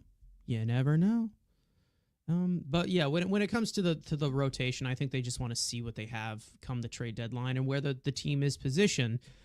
Because when it comes to David Stearns, it always just seems like his main focus is to always be flexible, always be flexible in that regard. And that's what I do like about him as to where he always wants to have a pivot, but also bringing in that quantity and value that you can get from these bargain type of deals, which, again, I think is just the better way to look at it than giving an 8-year deal to Max Fried, which Max Fried's a great pitcher, and I think that he still will be great for the Yankees still. But again, that type of risk, I'm just not willing to do that, especially maybe it's just my PTSD of seeing Harvey, DeGrom, Syndergaard, Matz, all those guys get hurt all the time. Maybe it's just that. Or maybe it's just the fact that I see it as if you're not going to do it with DeGrom, you do it with nobody. But I think that when it comes to pitchers these days, it's just that's it. That's just how it is. And it may look bad on your fantasy team, but you got to be a little bit more creative in this sense. And I think that Stearns has done that so far. Another reclamation project possibly with Frankie Montas, and then Clay Holmes. Maybe there's somebody he trades for, and maybe there is a guy that he goes after that we'll talk about in a second. Yeah, I think the last guy the Mets have internally that you can kind of go either way is Budo. I mean, you could go reliever again. You can go rotation again. He's a tough one. I mean, I just trying to figure out what is his best role. Is still there's a thing. I think we've seen a good enough amount of innings from Budo where I think he's best suited as a reliever because he loses the strike zone so I much. think, but also the way you use him as a reliever though, I feel like he's the guy that if you got good Budo, you go 2 innings, maybe 3 innings, and then that's it. I mean, I don't think he's still. It would take some time before he becomes a guy that he was good today. Let me go 1 inning and then go to him again tomorrow. I feel like I'd have to look at it, but I think a lot of times when we work back-to-back days is where he ran into some trouble. Yeah, he's not really a pitch quality guy. He's a pitch shape guy. So and also his walks with runners on base. That's another. That's what I mean. You can't put him in a fireman role. So yeah, that's where he's better as a reliever. But it's like, well, what kind of reliever do you make him? He's like, is he middle relief? Because I do think or he you could build to a playoff game, he just gives up home runs. He's a tough one. He really I do think he could be a strikeout pitcher, but there are some limits that I have on it. I don't see it possibly being a starter. They're probably going to keep him stretched out in that regard and let him compete for a rotation spot, and maybe with a 6-man rotation it could help him out. But I think that they're more looking towards the Sproat part that maybe he can contribute. And then I feel like more of the long-term Christian Scott, of course, but he's going to be missing the entire 2025 season, so he's not in the formula right now. Now, speaking of the formula, I want to talk about a certain someone who is also on the free agent market that is very, very intriguing, of course, and that being Roki Sasaki, who is pretty much, I don't want to say whined, but screamed his way to being posted to major league teams, being as young as he is at 23 years old. And it seems like the Mets are going to be in that market for him. We know that he's been attached to the Dodgers and the Padres, with, of course, the connection that a lot of the Dodgers have to Japanese players. Then there's also, with the Padres, where we know that he has a really close relationship, or a very, buddying relationship with Yu Darvish as well with the Padres. And the Padres have also been interested in a lot of Japanese players as well. But in regards to the Mets, we did have a report come out. It was from Jim Bowden, so grain of salt here. But when it comes to what we heard from Roki Sasaki's agency is that he's very high on Jeremy Hefner's ability to develop pitching. Okay. Sasaki has said to be valuing endorsements, opportunities, winning, and pitching development as he decides which team to play for, which seems like is more of an emphasis when you are somebody who is 23 years old and being on the free agent market and pushed as much as you did. You obviously want to get the best out of it in regards to that. Now, for those of you who do not know Roki Sasaki, let's give you quite a fun refresher. Now, Roki Sasaki is a 23-year-old right-handed pitcher from Japan who's 6'2", 187 pounds, and let's just say he has the potential to be a dominant force in the major leagues. We saw him being featured in the World Baseball Classic, and he can definitely touch 103. The velocity has dipped a little bit ever since since experiencing some oblique and arm injuries over the past 2 years. But of course, plenty of upside. He is still young. He's 23 years old. Of course, only pitching 111 innings in the NPB last year, striking out 28.7% of batters. Doesn't walk many, 2.38 earned run average, as per the quality of contact, which he definitely seems to manage well with his four seam, which I personally think is more of a sinker. So a 1.8 expected, 1.82 expected ERA. Of course, great command and control. So a called strike and whiff percentage over 30%. Doesn't give up many home runs. The sky is the limit for this kid. Of course, he's a 3-pitch pitcher who also does have a curveball over the RPMs in the 2800s, which he doesn't seem to use as much, which I'm sure the Mets would possibly utilize as well if he is going to end up being a starter. And of course, he has a devastating splitter as well. It's similar to what Kodai Senga has with the Ghost Fork. A little bit less drop, a little bit more of the vertical elevation,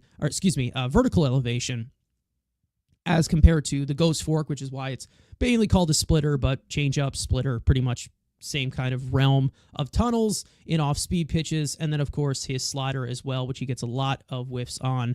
And he knows how to put away hitters, we know. And, of course, we know that he has the ridiculous, dominant velocity. One thing I will say about Roki Sasaki is he definitely is not a finished product. There is going to be some tweaks that are going to have to be made, but when you're talking about the overall raw talent as a 23-year-old pitcher falling into your lap this way, this is the guy I am going after, especially when you're using international pool money as compared to free agency. It's a different situation. I know that the Dodgers are going to be involved and Padres, but when you're talking about your rotation and talking about smart, innovative ways to add to it, Frank, I think this is the number one guy I am going after. And then I'm resorting to the trade market right afterwards. Yeah, I mean, they definitely should be prioritizing him because of the stuff, because of the age. I mean, we talk about like those high upside plays. This is the ultimate high upside play because, in American, baseball with our like colleges and things like that, you don't get really, really good starting pitchers available at age 23.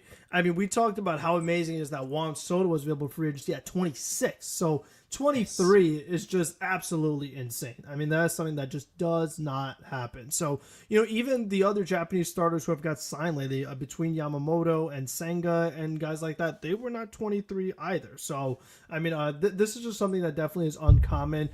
Throwing 103.2 is also uncommon. Having injuries already, though, at age 23, especially having to do with arm, does concern me a little bit. But like we talked about with how tough starting pitching can be, this is the guy, especially when you consider, like you said, the international aspect of it, of like using international bonus pool money instead of going like to the 300 million plus or 400 million plus like you do with regular free agency. I mean, this is the one. I mean, I hope the Mets could do it, but then there was also his agent went along to say that like he might benefit from like a smaller market because of how he's handled like media in the past. So the Mets do not fit that bill at all. So, I mean, we'll see. I also think I read somewhere that the Mets would need to try to find a little bit more international bonus pool money in order to pull this off. I could be wrong on that, but I feel like I saw they need to get a little more if they really want to have a good shot here. Yeah, we saw David Stearns talk about Roki Sasaki during the winter meetings, and they definitely are going to make a push towards him, and I do believe that they should, of course. I don't believe that he is going to end up going to the Mets, but it would be pretty awesome if it could happen because this will be another way to be creative in this rotation as to, strong value. It's basically more of a minor league deal that he would have to sign because of the eligibility of a player getting posted. And then I'm not sure if it's control years or whatever of how that's kind of configured, but this is a young stud right here. And when we talk about, the overall injury history, I think that it always is a concern with every pitcher. It's a risk that you're going to take. But when it comes to Roki Sasaki throwing as hard as he does, and as skinny as he is, and as tall as he is, there's definitely a lot of risk involved there. When it comes to the overall velocity drop, I personally think, and this is just me, yes, he throws over 100 miles an hour, and yes, he can blow by hitters. But the secondary stuff, I believe, is even better than the overall velocity, which is the main reason why I'm okay with him sitting 98, 99 instead of gassing up 103 miles an hour. Because I do think that he's able to get a lot more chases with the breaking stuff. He gets lots of swings and misses. Also, he prevents the long ball fairly well, which is something that was also recommended and advertised in regards to pitchers such as Yamamoto. And we all saw how he was getting paid and what he got. What was it, a 12-year deal, $325. that's not an option right now. So you have this additional velocity, this incredible secondary stuff. He's young, a lot younger, like 3 years younger than Yoshinobu Yamamoto. He is almost like a decade younger than Kodai Senga. He's much younger than Shohei Ohtani as well. So this is definitely an escalated way to look at being creative with this rotation. I would pursue him heavy on the market. I would definitely go after him, but you just never know. As for all of the teams that it could be interested in, I did see that the Mets were the only East Coast team. So the Yankees probably not going to happen, but you never know. We saw, I think Dodgers, Padres are your biggest competition, but to hear something like that, even though it's Jim Bowden and he's gotten quite a few things wrong, and a lot of his takes have not aged well, hearing that Roki Sasaki likes Jeremy Hefner. Listen, I'm not going to question it. If you like him, if you want to come over here and he's the reason why, I'm not going to question it. Just ignore all the comments we've made about him over the years. But it'll finally be worth it. I mean, it'll finally be worth it to have somebody here for so many different regimes. But I think that there's probably some upper hand here. And again, it's not going to be money that is going to be the deciding factor in this, which I think is something that can also be a benefit for the Mets, where not just because they have Steve Cohen's money and they probably could give him the most money, most likely, but you also can look at it. You're like, hey, we got Lindor, we got Soto here, we've got Senga here because all Japanese players know each other. But when it comes to rookies, that's a lot of how a lot of these guys, that's how a lot of these guys think, specifically on a certain radio show. But not calling out anybody in specifically, but I think that this is the move that I would pursue 100%. You could come to an agreement with him. It's kind of like the international signing where you're like expected to sign him, but an agreement can't be officially come to by a certain deadline, which I think is on like January or something, middle of January. It's like a deadline there. So it might be something that you have to wait out. Again, like that's the main reason why I'm more focused on the bats right now, even though the pitching is definitely a point of emphasis. I feel like Sasaki is somebody that I would pursue the hardest out of any of these pitchers available per trade or anything. I just feel like that's the best way to get creative, and no better to get creative than a 23-year-old phenom who has some of the best stuff in the world, if not the best stuff in the world. There was comparisons of him possibly already in the major leagues in his first year could have an impact such as Paul Skeens, which if you don't know who Paul Skeens is, he's really, really good. He is a very, very good pitcher and just won Rookie of the Year. And also got some Cy Young votes as well. So you never know. We'll see. I mean, I sure hope so. I mean, that would really solve a lot of things, especially like when we talk about when it comes to like that long-term team building aspect. Yep. Again, cost controllable starting pitching at that age. I mean, he really is, the best case scenario definitely out of anybody. I mean, even guys that are already off the board, like he is the best case scenario with that kind of age and just all the things that he could provide. So I hope so. I mean, but I'm not gonna predict. Yeah, I'm not gonna count on it. I hope, like I said, one could hope, but we'll see. Yeah, we will see in regards to that, because we do know that the Dodgers are an appealing destination. Let's just say that. So maybe there's a possibility, but with the Mets being the only East Coast team in that regard, it does give you a little bit of a suspicion. But then also you get this report of Jeremy Hefner and how fabulous he is. Listen, I will never question him ever again if we end up with Roki Sasaki in this rotation. And even though it still will be a question mark because he has not pitched in the major leagues yet. I'll take it all back. Boy, does the stuff play. Let's just say the stuff plays. We saw him face a lot of major league hitters in the WBC, and he definitely impressed a lot. This kid is something. Let's just say that. Where are the bodies after? Listen. When I saw that, I was like, okay, sure. Yeah, he's great. Okay. Now, there is one other topic that I do want to talk about a little bit, and then we'll get to some viewer questions towards the end, and that being more of the trade market in position players. And we know that there is one name that is being spilled out there, being Nolan Arenado, who throughout his entire career has been one of the best third basemen in all of baseball. And we had a report come out about his full no trade clause and how he would be willing to waive it for 6 different teams. The Dodgers were on there. The Angels were on there. But one of those teams were the New York Mets. Now, we know that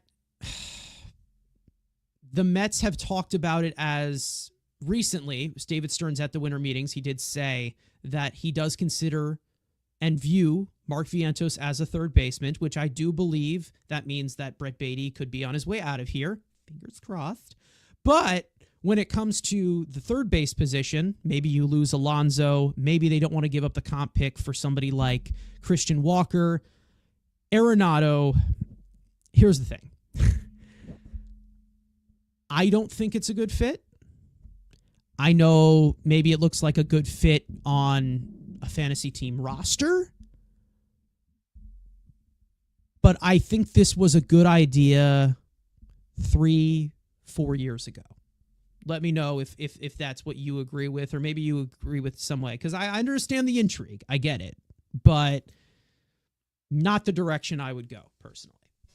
It is a tough one. I try to think of it more so from the Mets perspective. And, I think that with Vientos, like, we saw the great offensive numbers. And, when it's all said and done, who had the better offensive season? Was it Vientos or was it Arenado? It was Vientos. But the glove still does play for Nolan Arenado. It's not what it was, but he's still, I think, like 95th percentile OAA at third base. And, I mean, to me, there is something appealing about a left side of the infield that has both Lindor and Arenado. It's like, if you hit it to the left, good luck, because one of those two guys are probably going to get it. So I like that part of it. But the very very big drop-off that happened from Arenado from year 2022 to 2023 offensively is alarming. I mean, it was a big drop-off. Yes. And then in 2024, it was really similar to 23 and not 22. So his power just might be gone. And that's a big issue, because that was the other thing that he had going for him. He was an RBI machine. He was someone that could hit a lot of home runs. So you added that with his bat, and you had a 7-win player. Whereas now he's hovering like in that 2 range. A lot of it's because of offense. Now, his contract is very interesting because of how the Rockies factor into this. So between them and the Cardinals, like, his money's kind of all over the place, to be honest with you. Like, he's at $21 million this year, but then $16 million the year after that, and then $15 the year after that. And, like, the Rockies pay some of it, and then he's got some stuff that's deferred by the Cardinals. Like, it's all over the place. Now, if the Mets could get the Cardinals to maybe eat a little more money out of it, and the price is right as far as like what needs to go back, like, you're not parting with like a big time prospect for him. I mean, absolutely not. If the price is right, again, a lot of stuff drops down.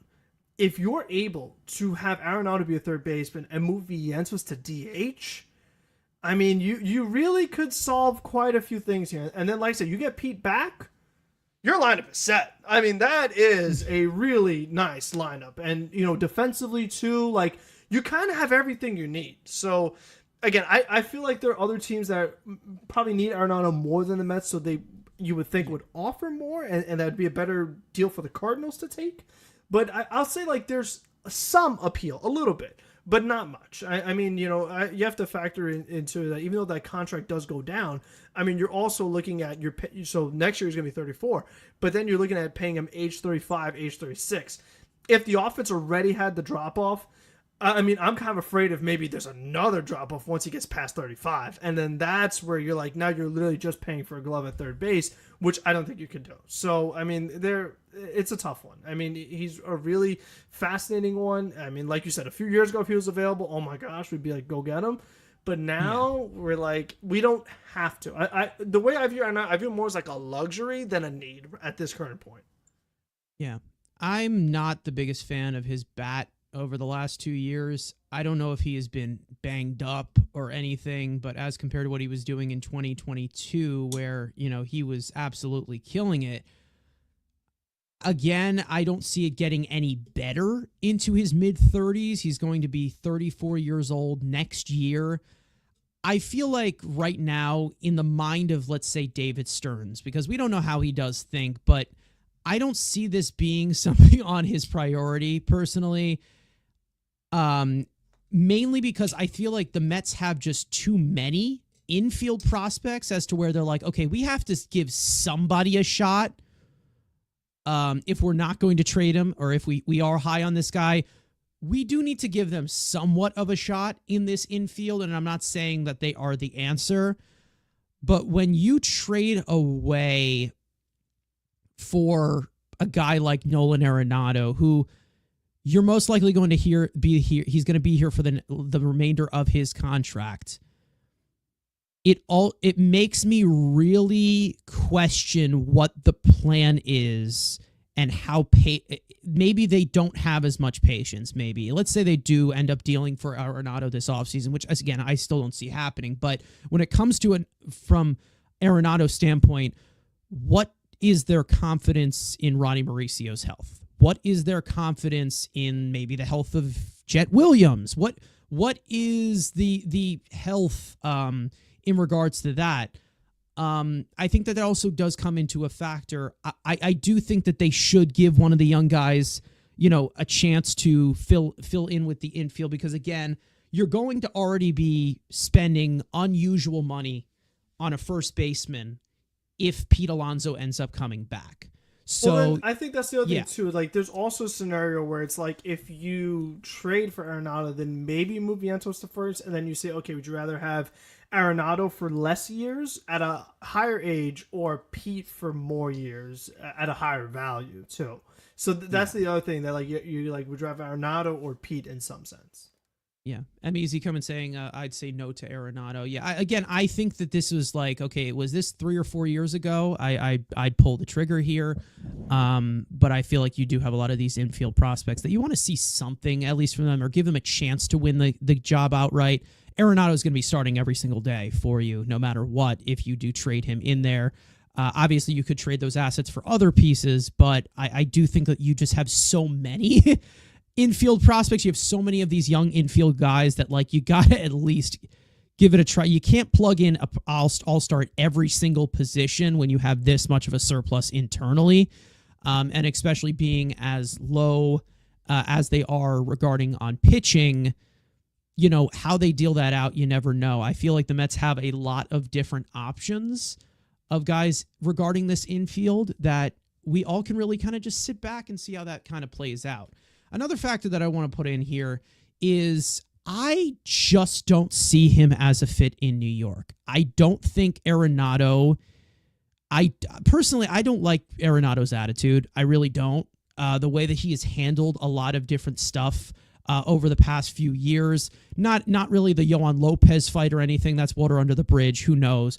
But the way that he kind of handled himself in Colorado, and I understand wanting out of there because they're terrible, but also the way that we have heard a lot of reports of him with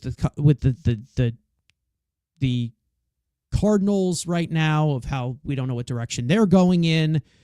Again, I don't think that's going to happen if he ends up being on the Mets, but I just don't know if it's one of those situations where it's like, okay, maybe it's just like, one of those things where veterans start to clash as compared to what we had with the 2023 team, maybe. But when it comes to Arenado, I just don't see it as I don't know if it's like a character fit or anything. I understand like he's definitely, he's been a big stage guy before, but I'm just saying that, Colorado, St. Louis market, there's not many eyes on you in that regard. When it comes over to to New York in a declining way that his bat has gone through over these last 2 years, if he doesn't do well, I feel like there's going to be some issue. I feel like the media is going to go after him, and he's going to. I mean, there's a possibility that he gets pushed out of New York if it does not work out. Because I just don't think it's a really good fit. It's not really as much as like Jack Flaherty, because Jack Flaherty's just a head case in my opinion. But when it comes to Arenado, I feel like when things go sour, he's one of the first guys to complain. I feel like we already have that with Jeff McNeil. We don't need another one. Yeah, no, I mean, he has a temper problem. I mean, that's for sure. Yes. I mean, this is not That's like what I'm looking for. Yeah, this is not like the Mets throw in on Arenado and he's ready to fight. This has been going on his entire career. I mean, it was happening in Colorado. I'm pretty sure there's like a YouTube compilation of like Nolan Arenado getting mad. And it's just like people throwing inside or like things happening and him just like flipping out, like wanting to go after everybody. So I can see that scenario that you said of like, maybe the crowd starts booing because he's like striking out or just like has no power or whatever. Like that could happen. But let me just throw one more idea at you since we're talking about starting pitching as well. What if Nolan Arenado is the salary dump in a Sonny Gray trade that reduces the prospect capital to get Sonny Gray? Does that intrigue you a little more? Probably. Okay. So because that's what I'm thinking. I feel like if the Cardinals are moving him, it's probably because of financial reasons. And Sonny Gray's locked up. He's a free agent until 2027, and he's already 35. I feel like they want to get out from that deal too. So if I could take on both of them, maybe I could get something done there. I mean, I don't know if that's a thing, but it's just something else that to at least consider. Yeah, I don't know. I think there's definitely a gap. In terms of his hitting approach of the way that he's always been, I do think there's still production there, but I just don't know if it's like it's a cornerstone bat as you're expecting a third baseman to be, which Vientos was offensively for us. You can't deny that, even though it hasn't been established. Maybe he has a sophomore slump in that regard, but I just don't see it as a fit. I'm not. It's the last. It's one of the last resorts in that regard. I wouldn't be upset if they end up trading for him. It just doesn't. It seems kind of uncharacteristic in that regard with David Stearns, because I know that he wants to give leeway to some of these young players. And obviously you have Juan Soto now on this team. You have Lindor in their prime. Nimmo in their prime. Kodai Senga here. But when it comes to the overall roster, there was another point of emphasis of, Juan Soto saying the Mets have a better future. Let's see it. Let's see it and see if they do have a better future in regards to, compared to the Yankees, or if they have young talent on the way. I think that's definitely on Stearns' mind as compared to trading for, one of the best third basemen in all of baseball for a long time. But he's definitely taken a dip. He's still productive, but he's definitely taken a dip. So I'm not someone who would full on voluntarily give up assets for him. Because again, I just don't know if that's really that much of an addressive need with what they have internally right now. Yeah, I mean, no, that's all fair concerns. I mean, listen, run prevention, he helps out a lot with that. So, I mean, we know Stearns does like defense. So, I don't know. Like I said, I feel like the deal would have to almost be too good to pass up. And, if there's 5 other teams that are in the mix, one of them being the Dodgers, I don't see that, like, all of a sudden becoming like, oh, here's a really easy trade to acquire him. Like, I just don't think it's going to be, like, a simple path to pulling it off. Yeah, so how much are the Cardinals covering right now of that deal? I don't know. Was it just for the first few years? Yeah, I'd have to look into it. They're covering some of it, but I think the Cardinals have most of it, but Colorado has some of it. Yeah, so then we would be covering part of the part of. So maybe it's a little bit more of the cheap way of where like maybe you're giving Arenado like I don't know $12 million a year. Yeah, and I Like, think the yeah, concern for the Cardinals is also the fact that they have to take him on another 2 years. So and the thing Yeah. is that like his contract, like I said, also declines. So it's cheaper next year Yeah. and the year after that. So maybe you could do something where, I mean, the only guy the Mets have that like really fits this description is Marte, where Marte's on last year of his deal. So it's like the Cardinals take him, but we get the guy who's has multiple years. So then like instead of the Cardinals paying off some of it, they just take Marte's money, which then takes some of your money off of this year. I don't know if maybe they could pull off something like that. I don't think the Cardinals necessarily want Marte because of the outfield that they have. I just don't think Marte's really a Cardinal. He's not doesn't really fit their build. But Yeah. I mean, unless there's something like that they could do, that's the only other way I could see it working out. Because other than that, I don't know. I mean, maybe the Cardinals could take off a little bit more if you really want them to, but we'll see. Yeah, it seems like he also has some deferred money as well. Yes, but through it says the Cardinals are 2041. responsible for that. Yeah, so So- that wouldn't be us as well. So maybe that kind of dips it into as to why he's kind of more of front loaded or like middle loaded, I guess, in this contract. I don't know what you call it. It's like a mid-loaded. weird one.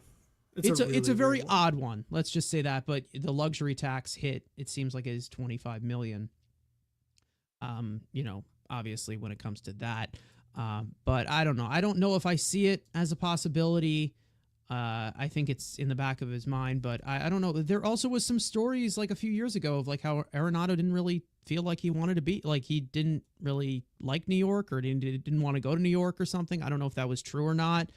But if you didn't like us at our Wilpon, you don't deserve to be here at our Cohen. I don't know what to tell you.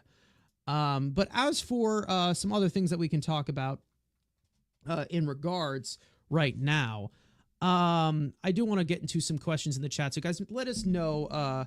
We'll spend about 5 more minutes on that. We'll go through these a little bit quickly. How about a trade for Jared Jones and Mitch Keller? I think we talked about this a little bit.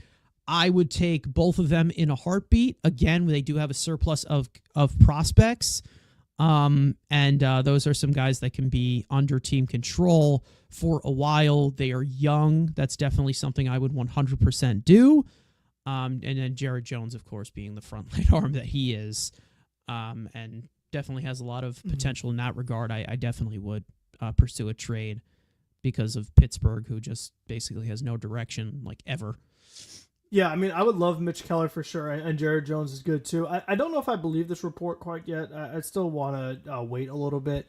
I feel like if you're, like we talked about with the Pirates, you want young, controllable pitching. So if you have Skeens, Keller, Jones, I wouldn't be in a rush to break that up yet. But in fairness, the Pirates have not shown yet that they're willing to actually go get the bats, spend the money to get the bats that this pitching needs to actually make a playoff team.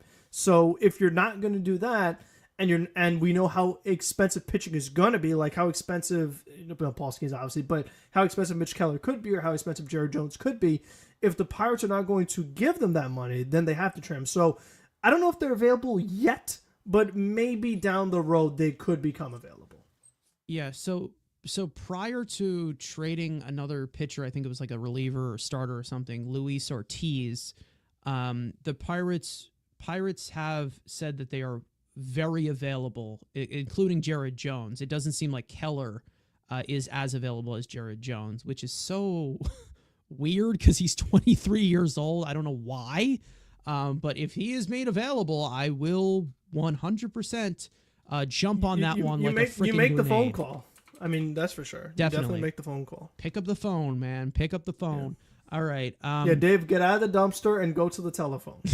Yeah, go to the telephone, or take the phone to the dumpster while you're there. It's I don't know if there's good reception over there. Phones are portable now. Yeah. All right. Ed coming in saying we I could thought have we gotten my landline I still use. Jesus Christ, man, where the hell are you? Ed coming in here saying we could have gotten Devin Williams.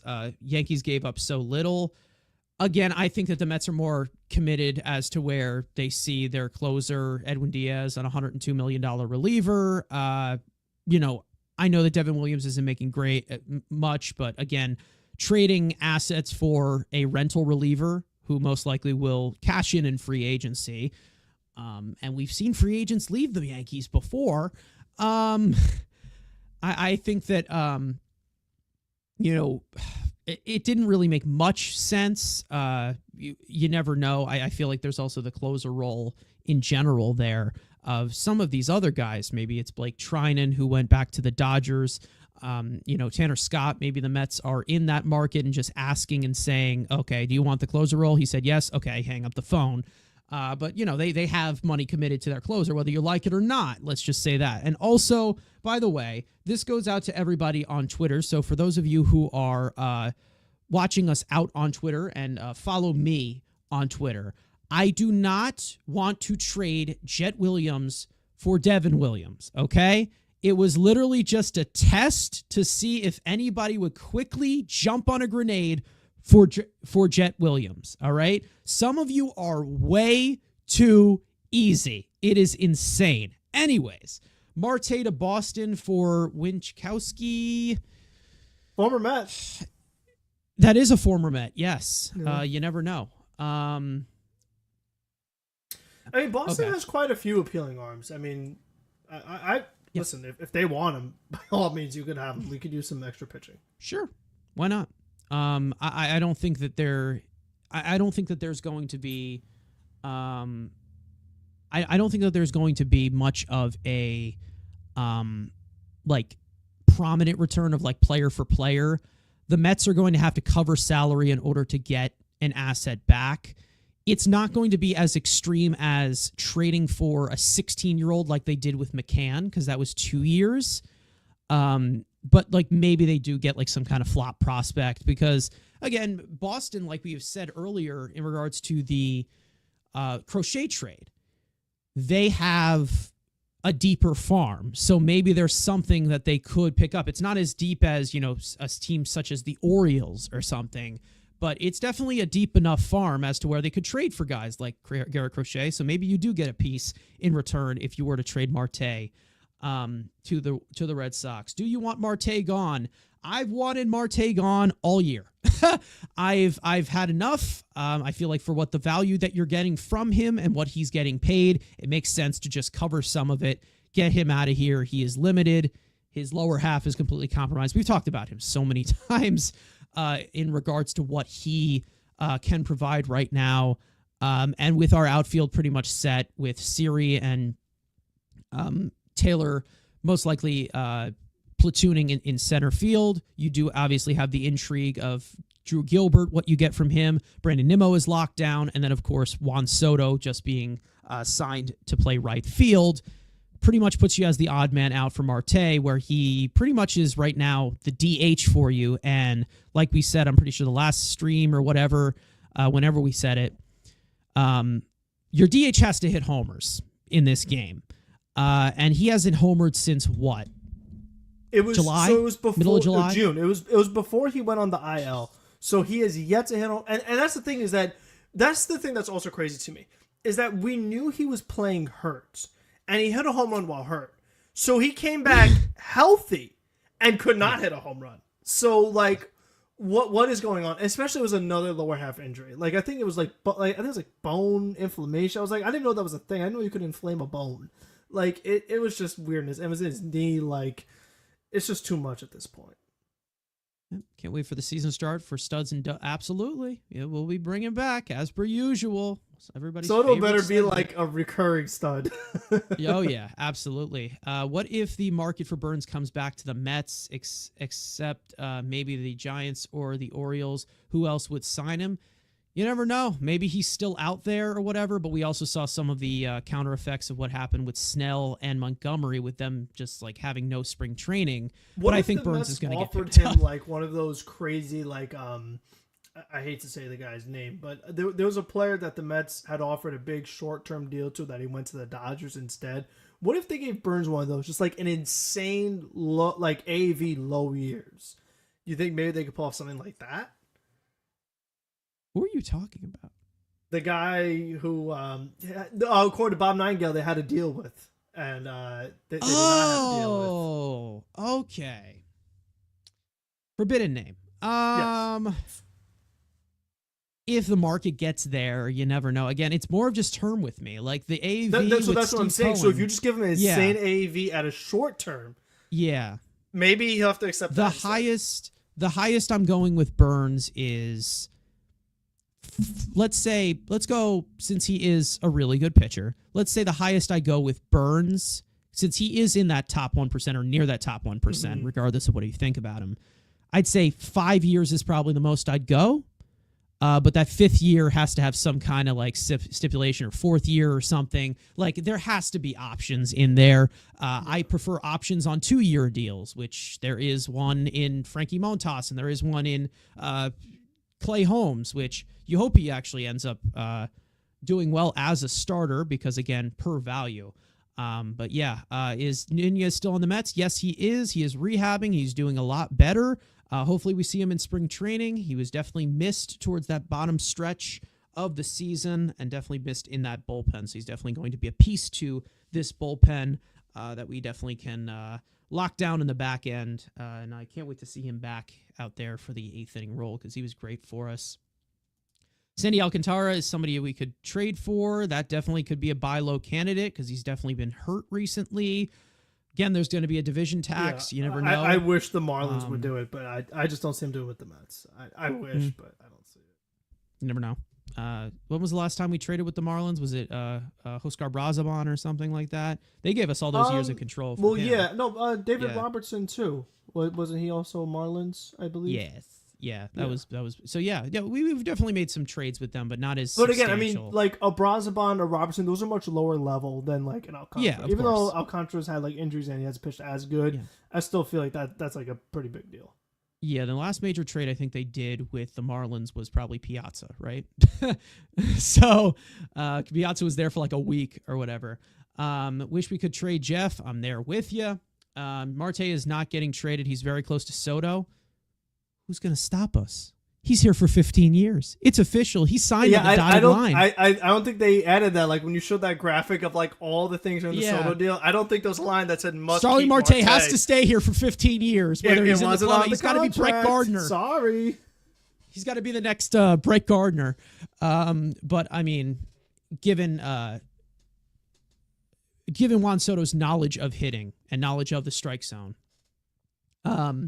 you just, I think he understands with him being as homerless as he has been, such as, the Dom Smith homerless streak. And hopefully he breaks that homerless streak on another team. That's what I am really, really hoping. And then one more question we will go to. Obviously, thoughts on Blade Tidwell. Now, he had a really good campaign in Double-A last year. Got to AAA earlier in the year. I think it was like May or June, and he really, really struggled. So we're going to see what happens with that. He's going to have to grab his footing in AAA. But maybe they do see him as a possible. I think he's more of a back-end guy at major league level right now. I don't see him as the ace level as much as I see maybe Sproat or maybe possibly somebody like Scott in the future, if he's depending on whether he's healthy. We did end up losing Mike Vassell to the Rule 5 draft, who has really, really struggled these past 2 years in AAA. Nate Lavender, another one who has been injured, underwent Tommy John surgery, the one that got away going off to the Rays. And I'm pretty sure Vassell was traded to the Rays as well after that Rule 5 draft. But Tidwell is someone to look out for spring training. Maybe there are some improvements, maybe they're not. But there's definitely a low floor with him where if he doesn't get some things together, maybe you see him more as a bullpen piece. Same thing goes for a guy like Dominic Hamill, who I believe should just be in a bullpen piece right now. But I think that we are going to end it off here. Obviously, last things that we can say to end this one off, of course, we saw Steve Cohen sell off the AAA Syracuse Mets and the High A Brooklyn Cyclones to Diamond Baseball Holdings. So I don't know if he's just trying to make the Soto money back or something, even though he's definitely a wealthy man and every signing that he makes, he pretty much makes back in like a day. Ronnie Mauricio resuming baseball activities, another one of those pieces of big news that was out there for a few weeks, but it just got confirmed by Anthony DiComo today that the Mets will be retiring David Wright's number 5 at Citi Field on July 19th, which I'm thinking about going to that game, but it's going to be very, very crowded. Who knows? But again, congratulations to David Wright. We already knew that was going to happen, that number has been in hold ever since he retired. But congratulations to David. Again, definitely a Mets legend. Yeah, long overdue and much deserved. Long overdue, absolutely. So I can't wait for that, of course. And then there might be a little bit of a gap between some of those retired numbers. Maybe we see 22 in the rafters one day. Maybe we see 12. Maybe there's 20. Maybe, we better, yeah. Maybe I think we're going to see 9 in the rafters one day as well. Maybe. You never know. With that generation of Mets, we have got plenty to go in that regard. Plenty coming up in the future. Plenty of moves to be made. Frank, I will go to you. Any last words for this episode?